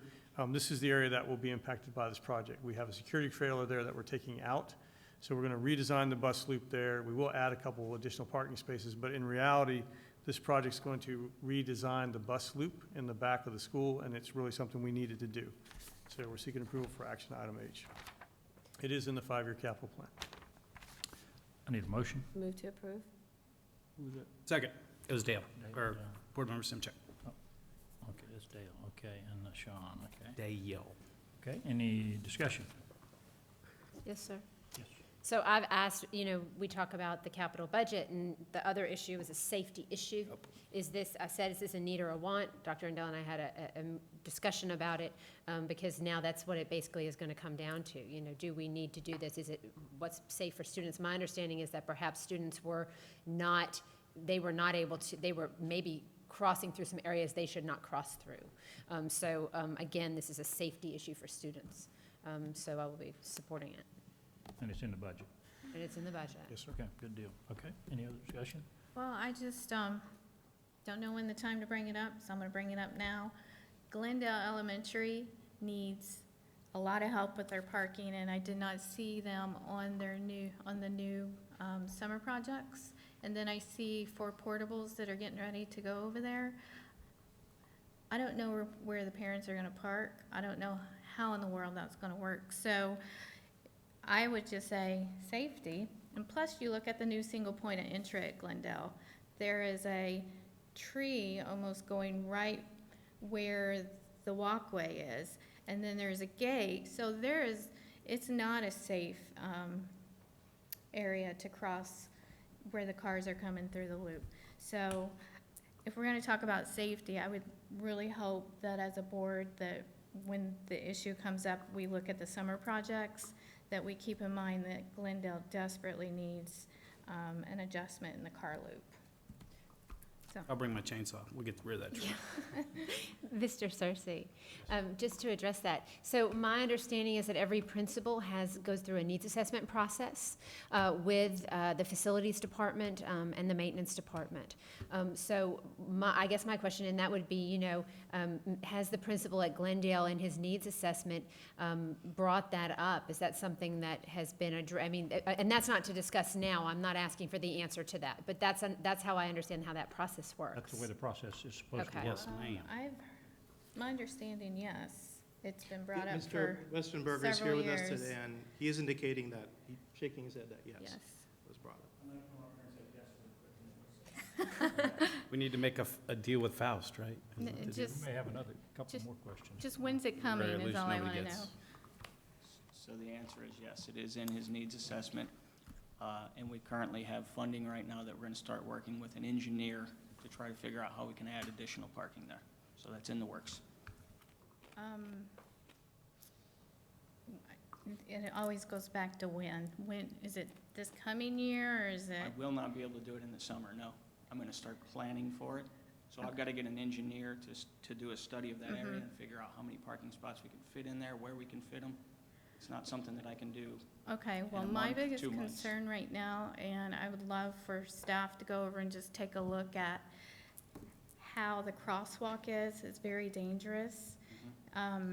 It's not safe, and parking's one issue, but the crosswalk is another major issue. So I would like us to look at how can we fix that right now. I don't care if it's with cones, I don't care if we have to get staff out there to stand at that crosswalk. I just want that to be something that's addressed, especially with Glendale growing as fast as it is. Yeah, Mrs. Zork, I know exactly what you're talking about. I was there the other morning. Students were arriving, and I was in that parking lot area, so I know exactly what you're talking about. If the parking lot improvements that Mr. Faust is requesting, I believe that would shift the drop-off area to a different location, where the new parking lot area is. There wouldn't be the kids walking in front of the passing cars. I know exactly what you're talking about. And so when we look at how we're going to design that, we will try to address that with the additional parking. It's not something that we would do the additional parking that wouldn't address that. We'll try to make sure we accomplish both things. And just to clarify, what you saw in the 5-year capital plan, or the summer project list rather, the 4 additional concretables going to Glendale are to replace 4 leased portables. So we're not going to add 4 more. We're going to take out 4 leased portables and put those concretables that we own to eliminate a leasing cost. So Glendale's not growing that quick just yet. Okay. Come on, we ought to be able to think some more questions for this guy. We got him. Any other questions? Go where you can. Thank you. Yeah, Good. Thank you very much. Sir. All right, we have a motion and a second. And any further discussion? All in favor say aye. Aye. All opposed, same sign. Very good. Okay, item I is removed. Item J, approval of agreement form for construction contracted services with windows, sales, and service of Vero for Storm Grove Middle walkway covers. Dr. Rendell. Thank you, Mr. Chair. With action item J, we're seeking approval to install new walkway covers at Storm Grove Middle School as outlined in the attached documents. The cost of construction for this project is not to exceed $69,885. Mr. Morrison, anything to add? Nothing further at this time, sir. Move approval. Second. Okay, we have a motion and a second. Any discussion? I just want to thank Mr. Morrison and Dr. Rendell for their transparency and for heeding our feedback on making sure that engineering costs and everything are very transparently laid out in the blurb, and I appreciate staying with that form, and thank you very much. Ms. Justice. So the kids were getting wet, is my understanding, and I have had kids who went to a school who were getting wet all the time, and it's not fun to be wet when you're trying to learn, and I can't even imagine as a teacher, it's hard enough middle school to have kids who are soaking wet. So I'm glad we're going to keep kids dry. I don't know, it's a new school, but I'm glad we're going to make improvements and keep kids dry. I have a question. I thought we were on I. No, I was pulled. It was pulled. Okay, I'm sorry. In the agenda, it was pulled. Well, I do have something to say about this. I want to know exactly where is this? Where are we putting the walkway cover? We can have Mr. Westenberger come back up. That's good, because I had a question, so I was like looking, I'm sorry, I'm going to make you walk up. So that works out good. We'll try to explain it, but I'll let Nick take a shot. Dr. Rendell? So there's a stairwell cover. There's a stairwell that leads from the second floor, obviously, down to the first floor. On the building, I don't want Sixth, to tell you. 7th, or 8th? I don't know. It's The left? the one closest to the cafeteria. Okay. Okay, so that building there, the stairwell does not have a cover over it. All the other stairwells do have a cover over it. So when the students come out of that building and they exit off of that stairwell to go down to the cafeteria, obviously in the rain, they're not going to go out in the courtyard, but that stairwell is not covered. So that's the area that's going to be covered there.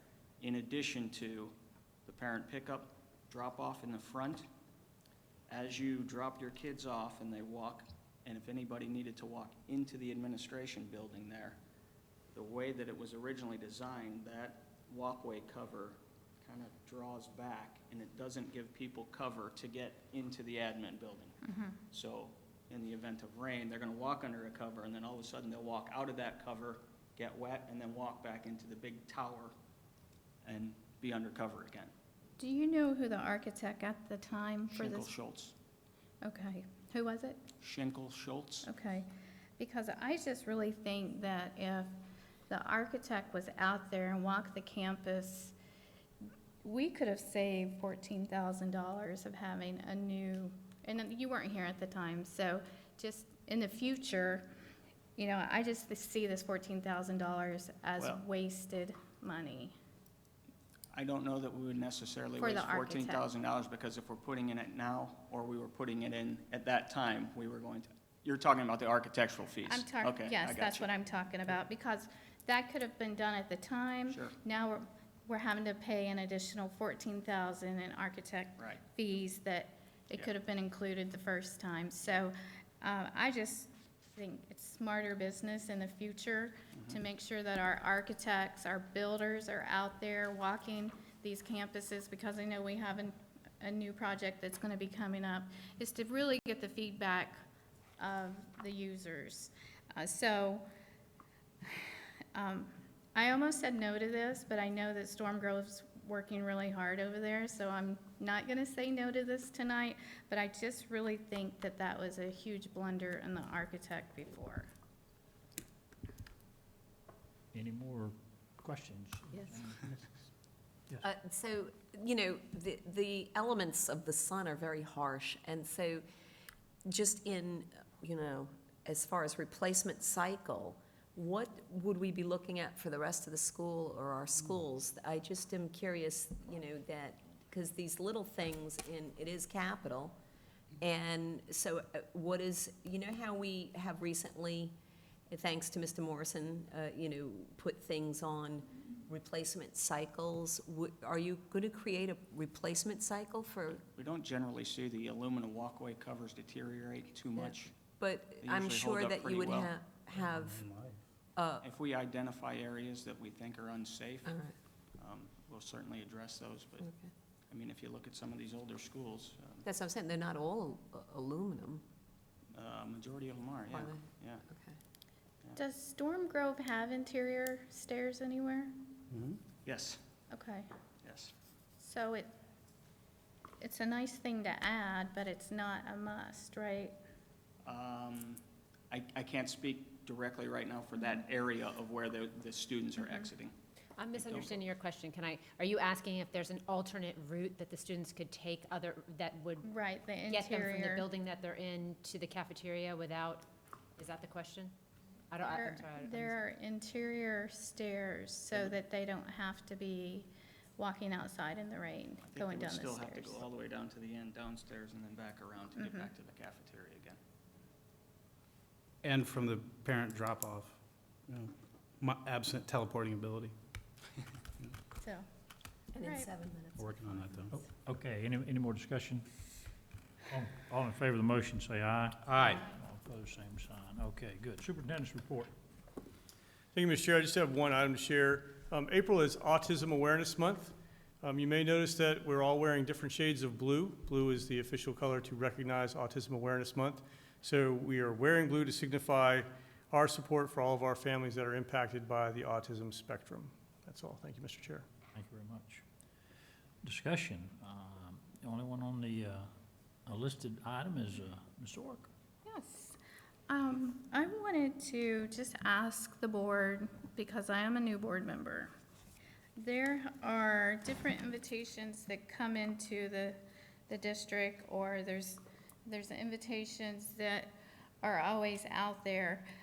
I was very disappointed that I missed a couple of events, and I wanted to know, and I know Ms. Justice was at the Dodger event, but I never received information about this until I got home that afternoon, and people asked me why I wasn't there. I would have loved to have been at this event. There's another event, one of the schools had the Florida Council of 100 that came over, and this council works closely with the governor and state agencies, and they help improve state policy. And this was something I would have really liked to have attended also, but did not know about it. I was wondering, is there a way to receive this information? If we can make it, we can make it. If we can't, we can't. So, you know, if you have events that you know are coming up, maybe you could share them with Judy, and if I have events that I know are coming up, I could share with you guys also, just to make sure that we don't miss events like this again. So I don't know, how did you get, Ms. Justice, how did you get the invitation to the Jackie Robinson? Did you get a personal invitation? So I was aware of the event. Something you may not know is when I was growing up, my parents, my father and some of his friends owned radio stations. And the radio stations that they owned broadcasted the games. So my family, and I spent a lot of time at Dodgertown growing up, my family has a nice history with that group. So I was aware of the event. The event actually conflicted with my scheduled meeting with Dr. Rendell. I meet with him every Friday. And we tried to squeeze in a meeting on top of that. I asked that I could go, and perhaps we could meet. But I was aware of the event. And it was a great event, and I'm sorry that you weren't able to be there. And I guess it was an oversight on my part. I had received a personal invitation. And this Florida Council 100, whenever we have groups like this come to our school, I know these are not invitations that go out, broadcast, but as board members, would you want to know of events like that, or when we have special guests like this coming from all over the state, to also come and attend that? I was not invited to that, just so No, that I'm you know. not. What you can do, Ms. Zork, you could get, now this sounds Right. kind of crazy, but you could get on the mailing list of each one of the principals and find out what's going on at the schools. The other thing you can do is, and you've been a part of this in the past, is listen to Bob Seuss every morning, because they tell you everything that's going on in the community every week. So, and I think they mentioned the baseball thing, and I'm not sure they mentioned the deal with the Council 100 or whatever. But that's a way to keep up with what's going on, really, and get on the mailing list of each one of the principals. That's not efficient, though. Well, and I could just, I'm going to make two Right. suggestions. I know Ms. Posel so maybe she can, well, when I get an email of an invitation, or even if I get an email and I do not see Dr. Rendell's name on it, so he might get 3 forwarded from us, but we can't talk to each other. So I always look at my email address, and if I ever got anything that I didn't see, because in the old days, remember, Matt McCain's name was never on the email. But if I ever got an email that didn't have all of your names, that would be the first thing, and I'll be mindful, and we should all be mindful, and if you get an invitation, it doesn't have anyone else's name, or and it's a public event, The second thing is perhaps maybe Ms. Posel can forward to the board those things, because I'm sure Ms. Posel must get as a central. Yeah, so those. to respond to that, I get invited to a lot of things, and so I don't Thank you for going. And I don't forward all those things. I don't forward all of those invitations to the board members. I could. The Council of 100 was actually invited by the Learning Alliance to visit with them, and one of the things they did was they asked if they could tour 2 of our schools. So we didn't actually get an invitation to meet with the Council of 100 ourselves. It was kind of through the Learning Alliance. And but looking back on that, that's something I could share with you all that know that that's going on, and possibly you could attend. Right. Did they go to Indian River Academy and Rosewood? Yes, sir. Okay, I know, yeah, okay. Well, and I just wanted to see how, get feedback on how you guys stayed up to date on these events, because I know that Dodgertown was invited to attend. 100 of our students, I believe, is that correct, attended the Dodgertown event the Wasn't other quite day. 100, but it was the 4th grade and, classes at Dodgertown Elementary. Whenever it's an event that our students are participating in, I would just like to get notification of that. If I totally agree. I'm a little pushy, so with that one, I pushed. Right? I mean, sometimes you find out about something and you always just say, can I go? Can I go? If so. Just share your input with Ms. Sure. Okay. Stein or the superintendent, and he can All right. tell everybody else what's going on. And then, Send you guys all my invites. Especially if it's, say, for $150. That's right, $250 fundraiser. You got something else, Laura? no. You do or you don't? Well, I have a question Time's for up. the Oh, no. superintendent on a different topic. Okay, go for Can it. I go for the different topic? Go for it. Okay. I probably should know this, but if I don't really understand, there's probably a lot of parents out there that don't understand this. I received 4, I don't have 5 children, so 4 IR virtual notifications from the district. And I was wondering if you could explain to me, because if I really am not understanding what this is, there's probably a lot of parents out there that aren't understanding what these are when they get them in the mail. If you would like to explain what this is and what we're supposed to do. Sure, I can do my best. So one of the online offerings that we have is Indian River Virtual. There's Florida Virtual and there's other virtual offerings. One of the ones that we do offer is IR Virtual or Indian River Virtual. So these are virtual school courses. It's the same Florida Virtual courses, but they're taught by our teachers. So when parents register for online classes or virtual classes, they're given the option of choosing Florida Virtual, IR Virtual, or other providers. So an IR Virtual class theoretically would be taught by one of our teachers as an adjunct teacher like most Florida Virtual teachers are. So it could be taught on their own time after school, on the weekends, whatever they sign up, they teach it at that time. Or if it's a class that makes with enough of our students, we could theoretically offer it virtually during the day in a planning period or something like that, and they could get a supplement for that, an additional supplement for that. So it's another online virtual offering for the students in our county. They don't even actually have to be enrolled in our school to take part in that. Okay, so like the homeschoolers can take part of the, Homeschoolers can. I think we only have a handful of full-time virtual students. I think Dr. Arnett, I think it's 4 or 5 that we have right now, full-time virtual students, yeah. okay. All right, Ms. Zork? thank you. Mrs. Zork? Let me make sure she's finished. No, Yeah, I wanted to comment. It's on the same subject. Because when we went into, Dr. Arnett, this is his baby. You don't have to come up, but I was going to say that this was one of the things that, it's sort of like you have Florida Virtual and you have our Virtual. And if a student chooses the same course and just happens to pick off of Florida Virtual, it costs the district more because obviously we have to offer it but pay for it. So we started with, am I summarizing this correctly, a franchise.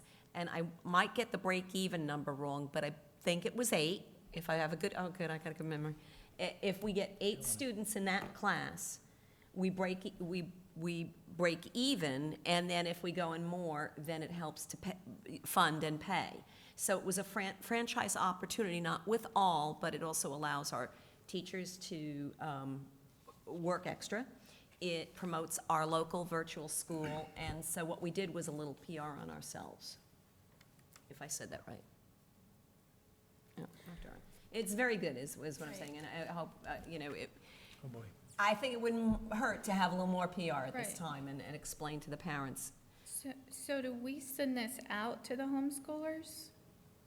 Or just the students in Indian River County? Dr. Arnett I mean, can I'm answer that. sorry, in the Who did we send the district. postcards to? We, by statute, have to send the postcard to every student which is eligible by eligibility standards set forth in statute, a notification this time of year that they can participate in Indian River Virtual School and the virtual providers we have contracts with. So it would be all students which are eligible. Some homeschool students are eligible, they would have received the card. Other ones who are not eligible would not have received the card. It's depending on the eligibility status, which is how we got the cards determined. Well, how are they determined eligible? Eligibility statute currently says that they had to have been enrolled in a school district last school year during surveys 2 and 3. And so that was one of the things when I pulled the data up as to who I was going to be sending the cards to, and I filtered out, was to establish all the eligibility standards. But we're fixing that this session, just so you know. They're Right, and I taking it remember away. seeing that. Does that also apply to students who are now going to a private school? Do they- Again, you would have to be enrolled. Right. The way the Mhm. statute is written for previous Mhm. years, you would have had to be enrolled in a public school the previous year during Survey 2, Survey 3.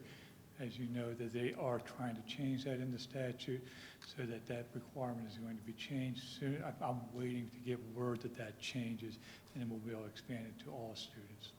Okay. That's interesting, that you expand it to all students at our cost, and somebody paying for private school gets to take free online through public school. But, No, because they would be changing into being a public school student. All they're saying is. oh, okay, I'm sorry. The eligibility thank you. standards says that. That's if why I they said it was were interesting. If they were in private school last school year, they're not eligible to participate in it this year. Thank you for the clarification. And that's what they're trying to change in the statutes. But just to ask, we're required by statute to send out the card. Oh, Is there yes. funding tied to the card? Do they give us the money for the postage No, to make the and cards and all No, that? there's no funding, but what it is when a student is enrolled in virtual school, especially the full-time students, the cost for them to be enrolled in the full-time school is less than what we receive in FTE. So we have for every student in there, we have a surplus of about $1,000, which can be used specifically to pay for these costs, and the balance has to go into technology, and that's required by statute as well. Okay, thank you. But if we pick up homeschool students or private school students, that's found money, that's money coming into the Absolutely. district. Because, as most people know, private school parents also pay taxes, so Right. those monies would then come in. Well, all I can say is when my second grader saw this, he's like, finally, you're gonna homeschool me. So, And no, I have that's had not what people that coming means. to my office all this week and having that same conversation with me. Okay. Thank you, Mike. Thank you. Okay, we're still in discussion. Ms. Justice, No, sir.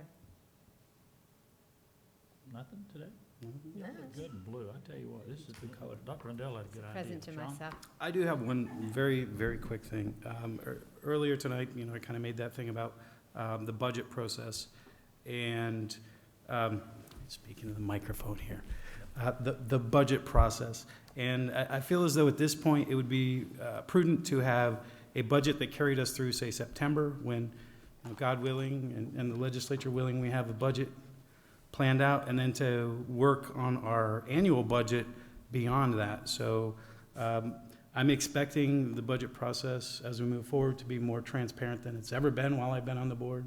And while it didn't seem to be captured in the microphone at our last workshop, I would like to say that I communicated the expectation, and Dr. Rendell seemed to agree, that we're going to see by department, by site, budgets that have, almost zero-based budgeting approach, to where every administrator is bringing forth a budget, and we're expecting cuts in those budgets. So I just wanted to put that out there, and also seek clarification from Dr. Rendell that that's the path forward, and that that's what we can expect, is that transparent process as we move forward, and even in our next workshop, which we're expecting in 2 weeks. Yes, sir. We're going to go through that process with each school and each department. You'll see the results of that process. Some of it will be completed by the next budget workshop. Some of it won't, but we'll show you how we're doing in the process and what our progress is so far.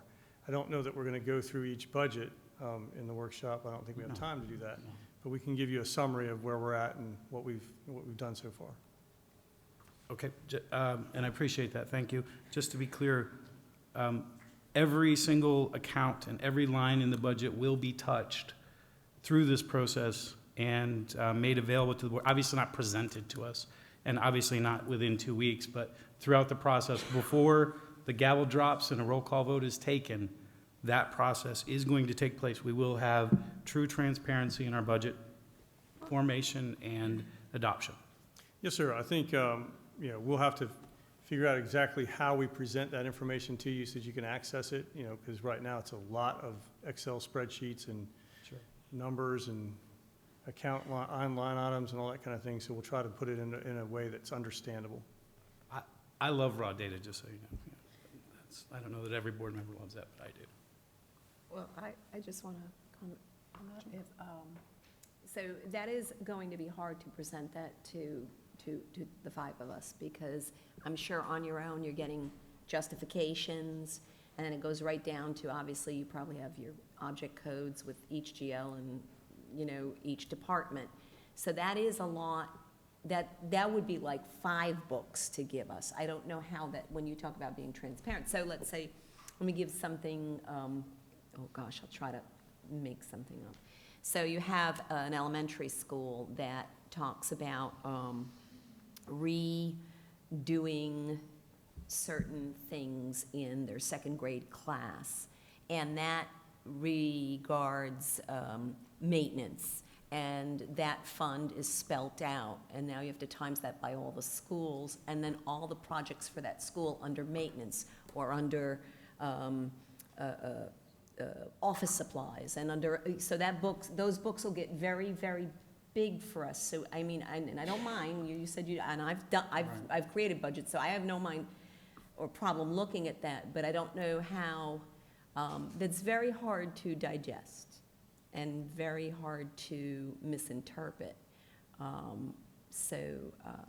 agree. I think a lot of those conversations as well, even though we're transparent, you know, the basic parent or person can certainly call up and ask and whatever, but it just, how much can you publish? You can publish the whole line item, and I think we should have those discussions, but I think that there's going to be a lot of work by each board member to understand that before they get to the table, because that will be hours. I have no problem, you know, somebody coming up and during the public hearing and asking questions, because that's their right, but I'm just gonna say that information needs to, and I know that's gonna be hard to do, but needs to get to us in a timely fashion, as you said, so that we can just get through it and make our private phone calls to you, because something might be something that you may not recognize, and it's a simple question that, you know, even a parent might see that I can't see, and I'll use me as an example. So having the timing is going to be important for us to be able to get through that. Bottom line is, each school and each department is going to come with a budget. They're going to go to the zero budget, basically, and tell us what they need. And will that be available, their needs, before we find out how much money we actually have coming from Tallahassee? I'm not sure, you know, the timing of that. The legislative session ends pretty much at the end of May. Okay. And so we do have, actually, we just got an update of the House and Senate runs that we have. So we have actually started analyzing to see. Of course, they're far apart right now, so we take the most conservative view that there will be no additional funds. So we kind of are analyzing that as we're going through some of the zero-based budget process. I can tell you some of the meetings have already started, so we are working on that. Well, I guess my question is, we're talking about zero-based budgeting, but then we're talking about getting the money from wherever we get it from and saying, well, let's divide it up. Well, what are the needs of each school and each department? Right. Let's see what those things are. We're working on that. Yeah, we'll get that done as soon as we can. Okay. And if, hopefully we can see that before, like Sean says, we drop the hammer the last night and say, oh, we got to vote on this thing tonight. So, because we may have some input, and I was reading somewhere the other day where citizens don't have any input into the budget process. Well, taxpayers, I think, are sitting up here, and I think we do have some input into what goes on. So we want to make sure that we speak loudly if you see something that needs to happen. And the last point that I wanted to make, this new auditing committee, will they have access to participation or viewing any of those sessions that you have with the principals or department heads, not for any particular reason, but just to understand the budgeting process? I don't think we planned on including them in those zero-based budget discussions. We would have to talk to the auditing committee to see if that's anything they wish to be involved in. I'm not sure. We might be done by the time I didn't hire somebody for that, Yeah. to be honest with you. That's not my idea of the committee. If they want to observe and see how the process goes. That's just one board member talking. Well, Mr. Cersey, I mean, they're full-time jobs. Mr. Smith is, But if we're visiting with the principal of Vero Beach High School and he's presenting his budget, right, but we have faith in our staff to be able to do their jobs. I have faith in I have faith in our staff to be able to sit down with the principal of Vero Beach High School and to go through their budget. That's me personally. It's a point. It's a point. I don't think he was meaning that, They're not gonna do the job. right, I just Right. think to really understand the processes of the school district, how they develop the budget, I think that's the point Mr. Searcy was saying. I think, you know, more brilliant minds looking at this and more eyes looking at this, the better for us. So, I don't think that would be a area that they would want to get involved, but, you know, I would like to know later on, okay, we're here at the budget, I would like them to have an overview of the budget and give us input on their thoughts of that. At the end of us putting it together, I would like to have that. It's my understanding that Mr. Morrison sits as a non-voting member on the audit committee, so I'm sure that he would be able to give them any information that they needed as far as the way that the budget process works. And I mean, that's my understanding of how that audit committee works. Well, I do understand Don't know that how it works yet. the We audit. do, we have in our policy, it's outlined how the audit committee functions. It's We very don't know how clear. this group that we're putting together now. Well, but my understanding is that we have board Their policy scope that of work dictates was what the audit outlined. committee does. I mean, I'm a little confused here, and I'm a little worried, actually, to be honest. Because we have board policy that states what the roles, responsibilities, and the scope of the audit committee is. It very clearly outlines that. You know, as far as this audit committee rewriting our board policy, my understanding is it's our job to write the policy. I don't know, not the I don't know where you're seeing I'm for them to confused. rewrite the board policy. It's my understanding the audit committee is directed by the board, where we would like to place them and take a look at certain things that we would like to direct them to. So if this was something that three of us wanted to, you know, it has to be consensus. If three of us said, yes, this is what we want them to be involved in, and that would be That's a great question. So, Ms. Diagressa, I guess my question to you would be, if three members of the board decide they'd like to do something, but policy does not say that that is something that our board policy, that doesn't follow board policy, We're not talking policy. I'm not talking policy. okay. I'm a little confused, I apologize. Let me just say this, you know, and I didn't mean to get, but after, just so I could weigh in, so if you're saying we're counting numbers of heads, let me just put it to you this way. No way would I want a committee member, who I consider also a member of the public, to be sitting on budget meetings that are private for employees. That is not a public meeting. We don't have public budget meetings. It is not a public meeting. And so as employees discuss, because then next thing you know, public will be invited to staff meetings and, you know, as I said, now, Ms. Zork, you talked about after products. That's a different story, but in the process, no way would I want them to be a part of or sitting in on the process, because they are not bound, you know, as employees. You know, this is a public meeting, but I would like, after the budget's created, of course, that's a public affair. But the creation of it and the process of it, I wouldn't, you know, like I said, it's not open to public. I don't think we should do that to the superintendent or the staff or the principals or any of that. But afterwards, I guess that's a before-after kind of thought. I mean, I would like to echo that. I just can't imagine being the principal of a high school and thinking that perhaps a reporter is going to sit in on my budget meeting and then report on the very hard decisions I have to make about meeting student needs or discussions that I have. I just don't understand how that could possibly be good for, in that specific instance. From a higher level, yes, but in that moment, in that discussion, I'm all for transparency, but I'm also all for allowing people to do their jobs and to, you know, we put trust in the people that we have on our staff. I'm a little lost on how we went from What's discussion? We're discussing. perhaps, you know, Mr. Searcy saying perhaps if an audit committee member would like to sit in and learn the process of how we get to our budget, to now we have reporters sitting in with our principals and our staff. So I think, you know, Because an not- audit we're hearing committee different person things is here. the same as the public. Additionally, then you have to public notice, because they become under the sunshine if I. If we have one, Mhm. we have one audit member. Which one? No, I don't feel that's right. That's improper.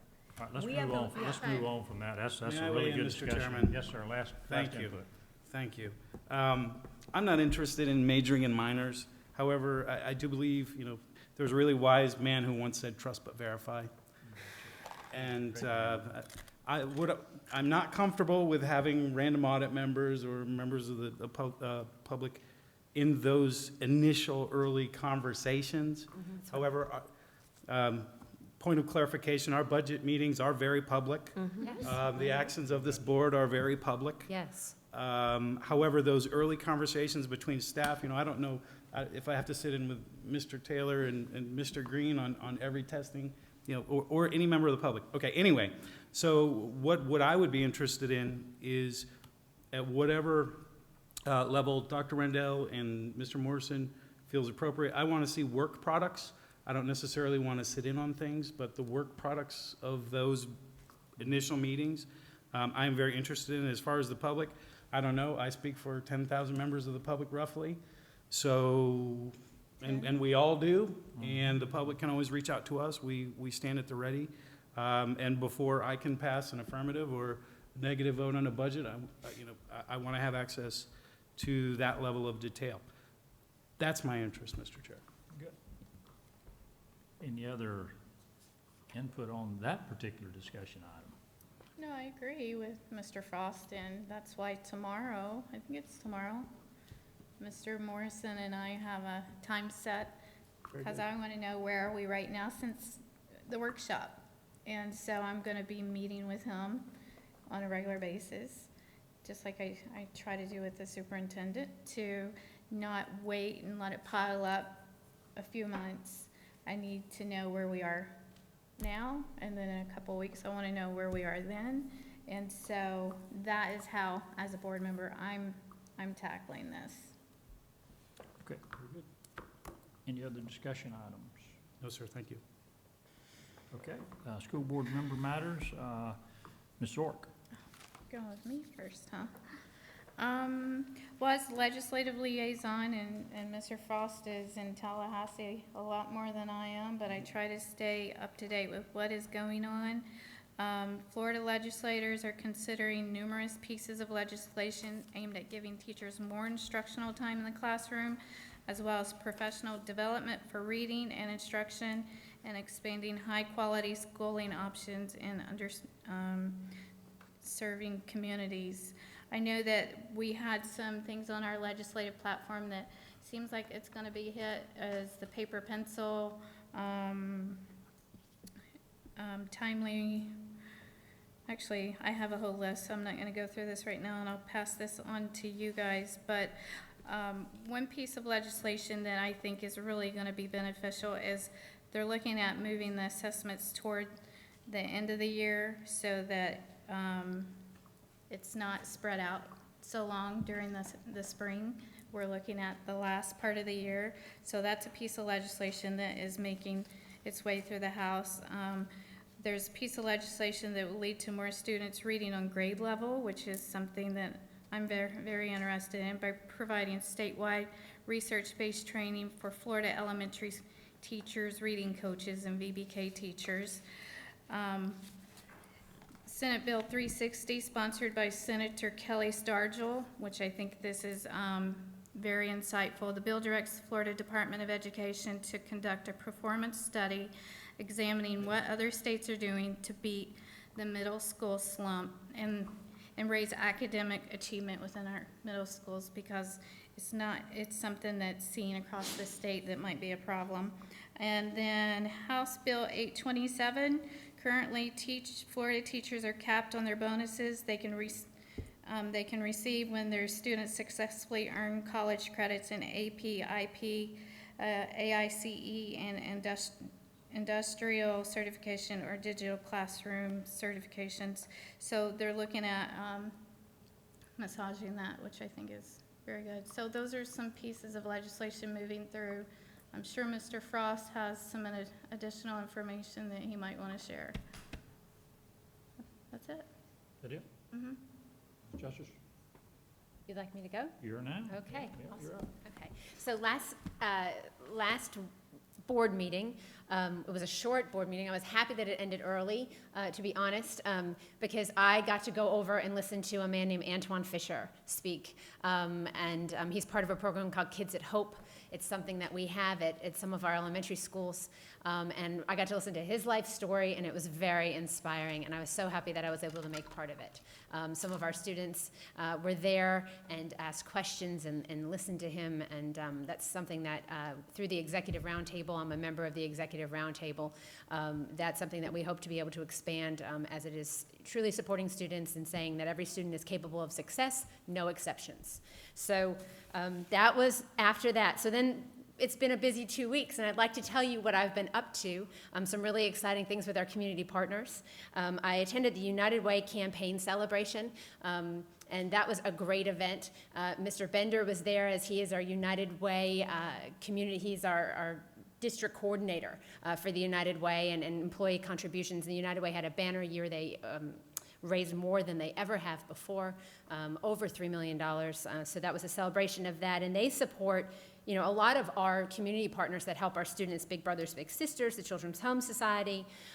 So just a really great night, and Brian and I are going to work on United Way Day of Caring together, so we're going to continue that partnership with the United Way, and we thank them for everything they do for our students. I attended the Kindergarten Readiness Collaborative Summit. Mrs. Zork was there as well, and we got to listen to different community partners talk about how this idea of coordinated early childhood education is happening and working in our community, how it's benefiting our teachers. One of the really interesting things that came out of that for me was that we had kindergarten teachers there. That was something that Ms. Dampier had helped to coordinate, and I thank her for that because their insight was obviously invaluable. How do we know if kids are ready for kindergarten? We ask kindergarten teachers, are they ready? Are they coming to you ready? And one of the interesting insights was that there's this card, and it says a kindergarten readiness checklist, and it has all these really important things that we'd like kids to know when they come into kindergarten. But I asked the teachers, if you could have a child that was socially and emotionally capable of sustaining themselves in the classroom and working with other students, or you had a child who had all of these different cognitive abilities, but they didn't have that social emotional development, which one would you want? And they said, I'll teach the child all of these things that they need to learn, but I want them to be ready for school socially and emotionally. So that was something that came out of that. How do we work with parents to help them to raise children? And that was in that group. So then I got to speak at the Buggy Bunch luncheon, which is a group that a good friend of mine started. It's awesome. They are fundraising right now for a family education center. And that's one of the things that they do. They do a lot of parent engagement. They're working with the Kindergarten Readiness Collaborative and with the Learning Alliance. They're starting up play groups where they'll have a teacher, they'll have some type of a mental health coordinator or helper to help with parents who may be struggling in some way in their lives. And a really cool thing that came out of that collaborative was we have those meals, we have the buses that provide meals. And Kelly Sartain of the Buggy Bunch said, what if she's starting some mobile play groups. She said, what if I could get some play groups where the buses go? If there's an area where we could do that. So the buses are identifying an area of need, and if I can follow that with a play group that might be available to parents, and that was awesome, right? That collaboration to help to meet the needs of community members and our students. I am on the United Way Citizen Review Panel. That will be coming up in the week of April 25th. I'll be visiting with the United Way, some different community partners, and doing an assessment. That's a really cool way to be a part of the process. If anyone has an interest, I encourage you to do that. I'm learning a lot, and it's giving me a real appreciation for the work United Way does. Mrs. Zork and I handed out awards at the Gifford Middle School Honor Roll. That was really exciting and fun. I got to give my daughter an award, and I tried not to embarrass her. I think I succeeded, right? I did all right. The Learning Alliance had a fundraising party to celebrate their fundraisers and announced that they will be getting a PACER award from the Campaign for Grade Level Reading again, and that's that community partnership. I went to the All County Elementary Music Festival. I don't know how many people have gone to that, but that is very neat. It's all these elementary schools that come together, and they work at their school separately, and they come together to sing. And then our high schools were there. Sebastian was there, and Vero Beach High School was there. There was choir there. Just really great collaboration with all of our schools working together, and it was very fun. I'm going to keep going because there's a lot of stuff, and I want everybody to know about what we're doing in this, all the great things we're doing in this school district. Maybe someone will write an article about it.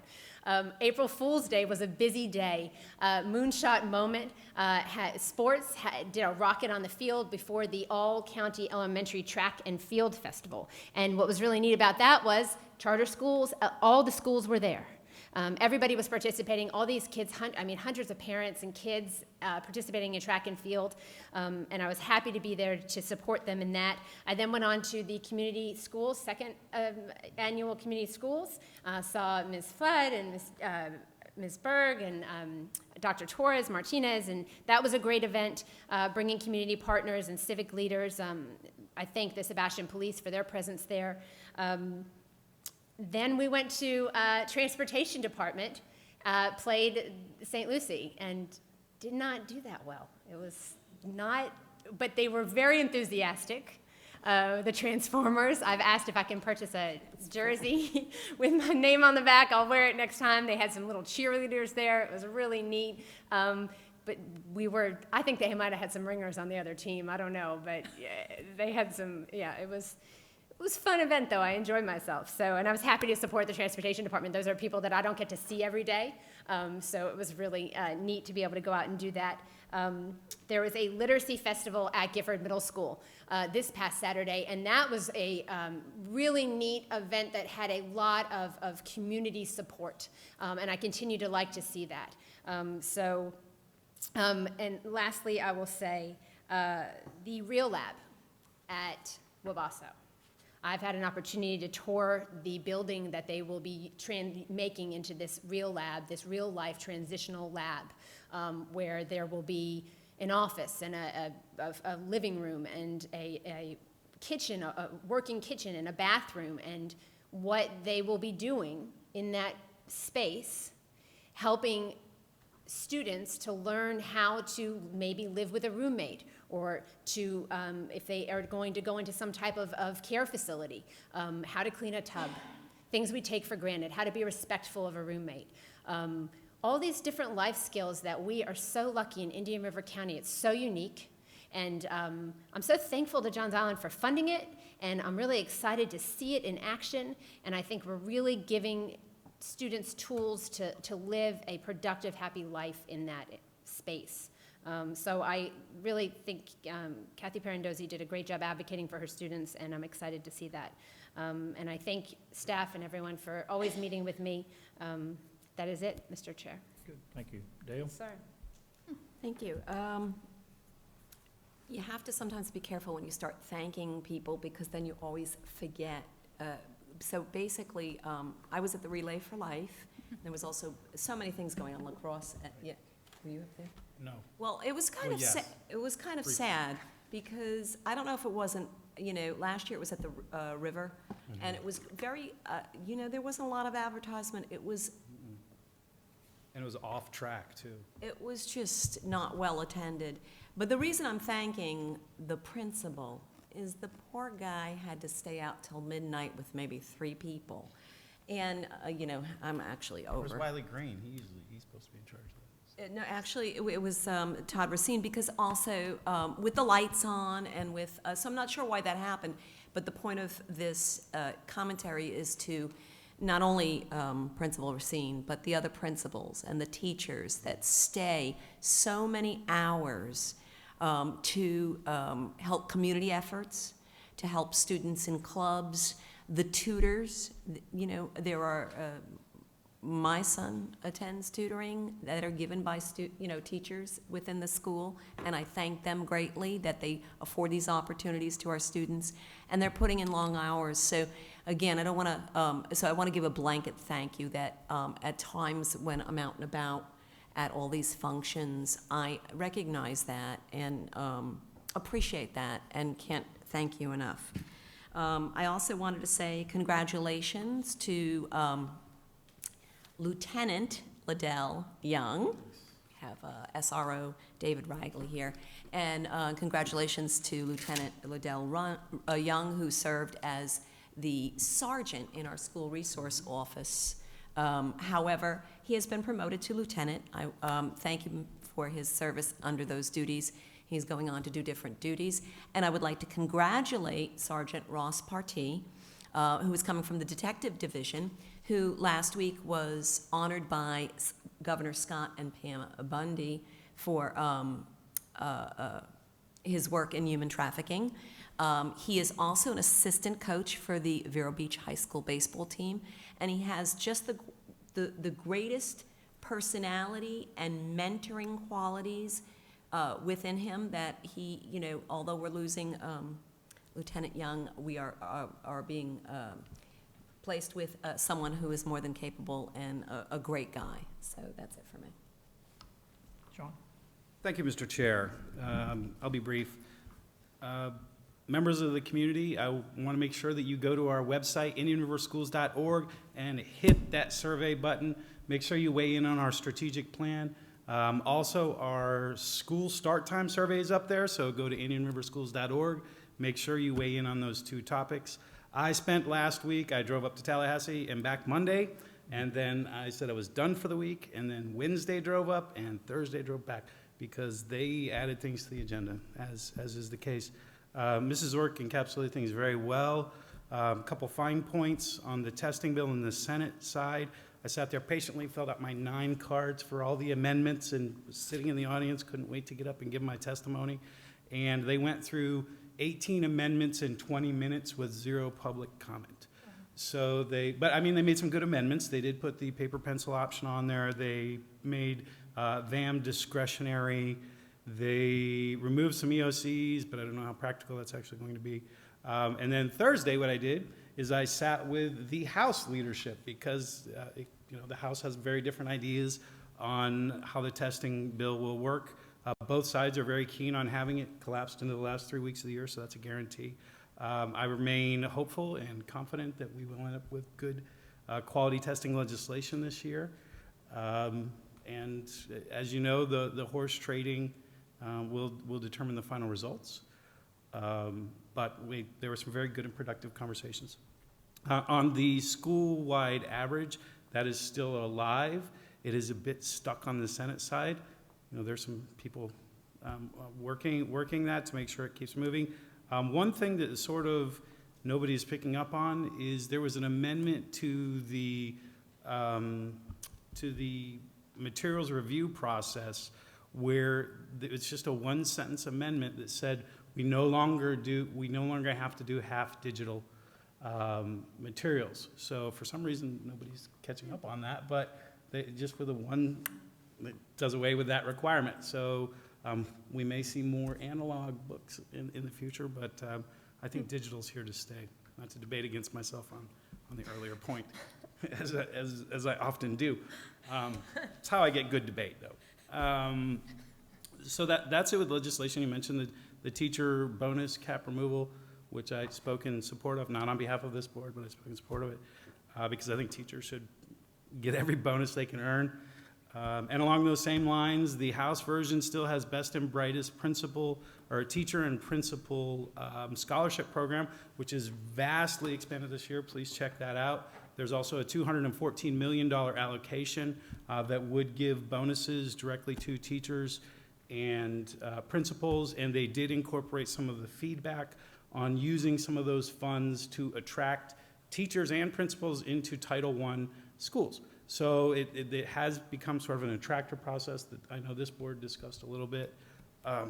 So that's, I guess that's kind of what's happening in Tallahassee. And we are at the halfway point. There is a vast difference of opinion on budgets, as Mr. Morrison spoke to.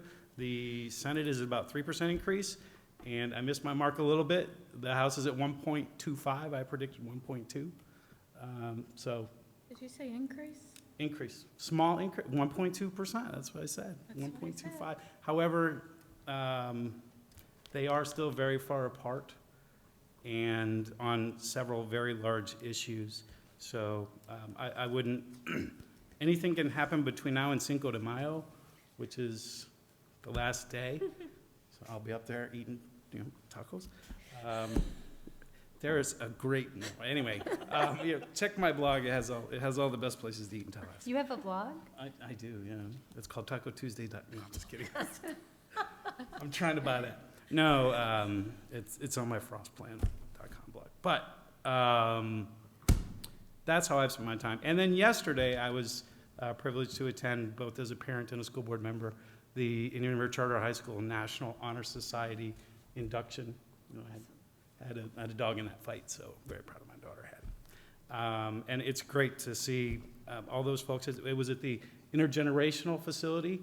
So if you're looking for a place to have community gatherings, it's a really neat place. It's called the Big Red Building. I think that's what they call it or something. Down in Oslo. That's where the Great senior facility. prom is. Yes. The what? Yes, it's a prom. The senior prom. Senior prom, Sebastian's senior prom will be held there. Yeah. Nice. So with that, I That close, it? Mr. Chair. Thank you. All right. Yeah, thank you for your indulgence. If you look, you've got the information agenda in the back of the booklet here today. Superintendent's closing.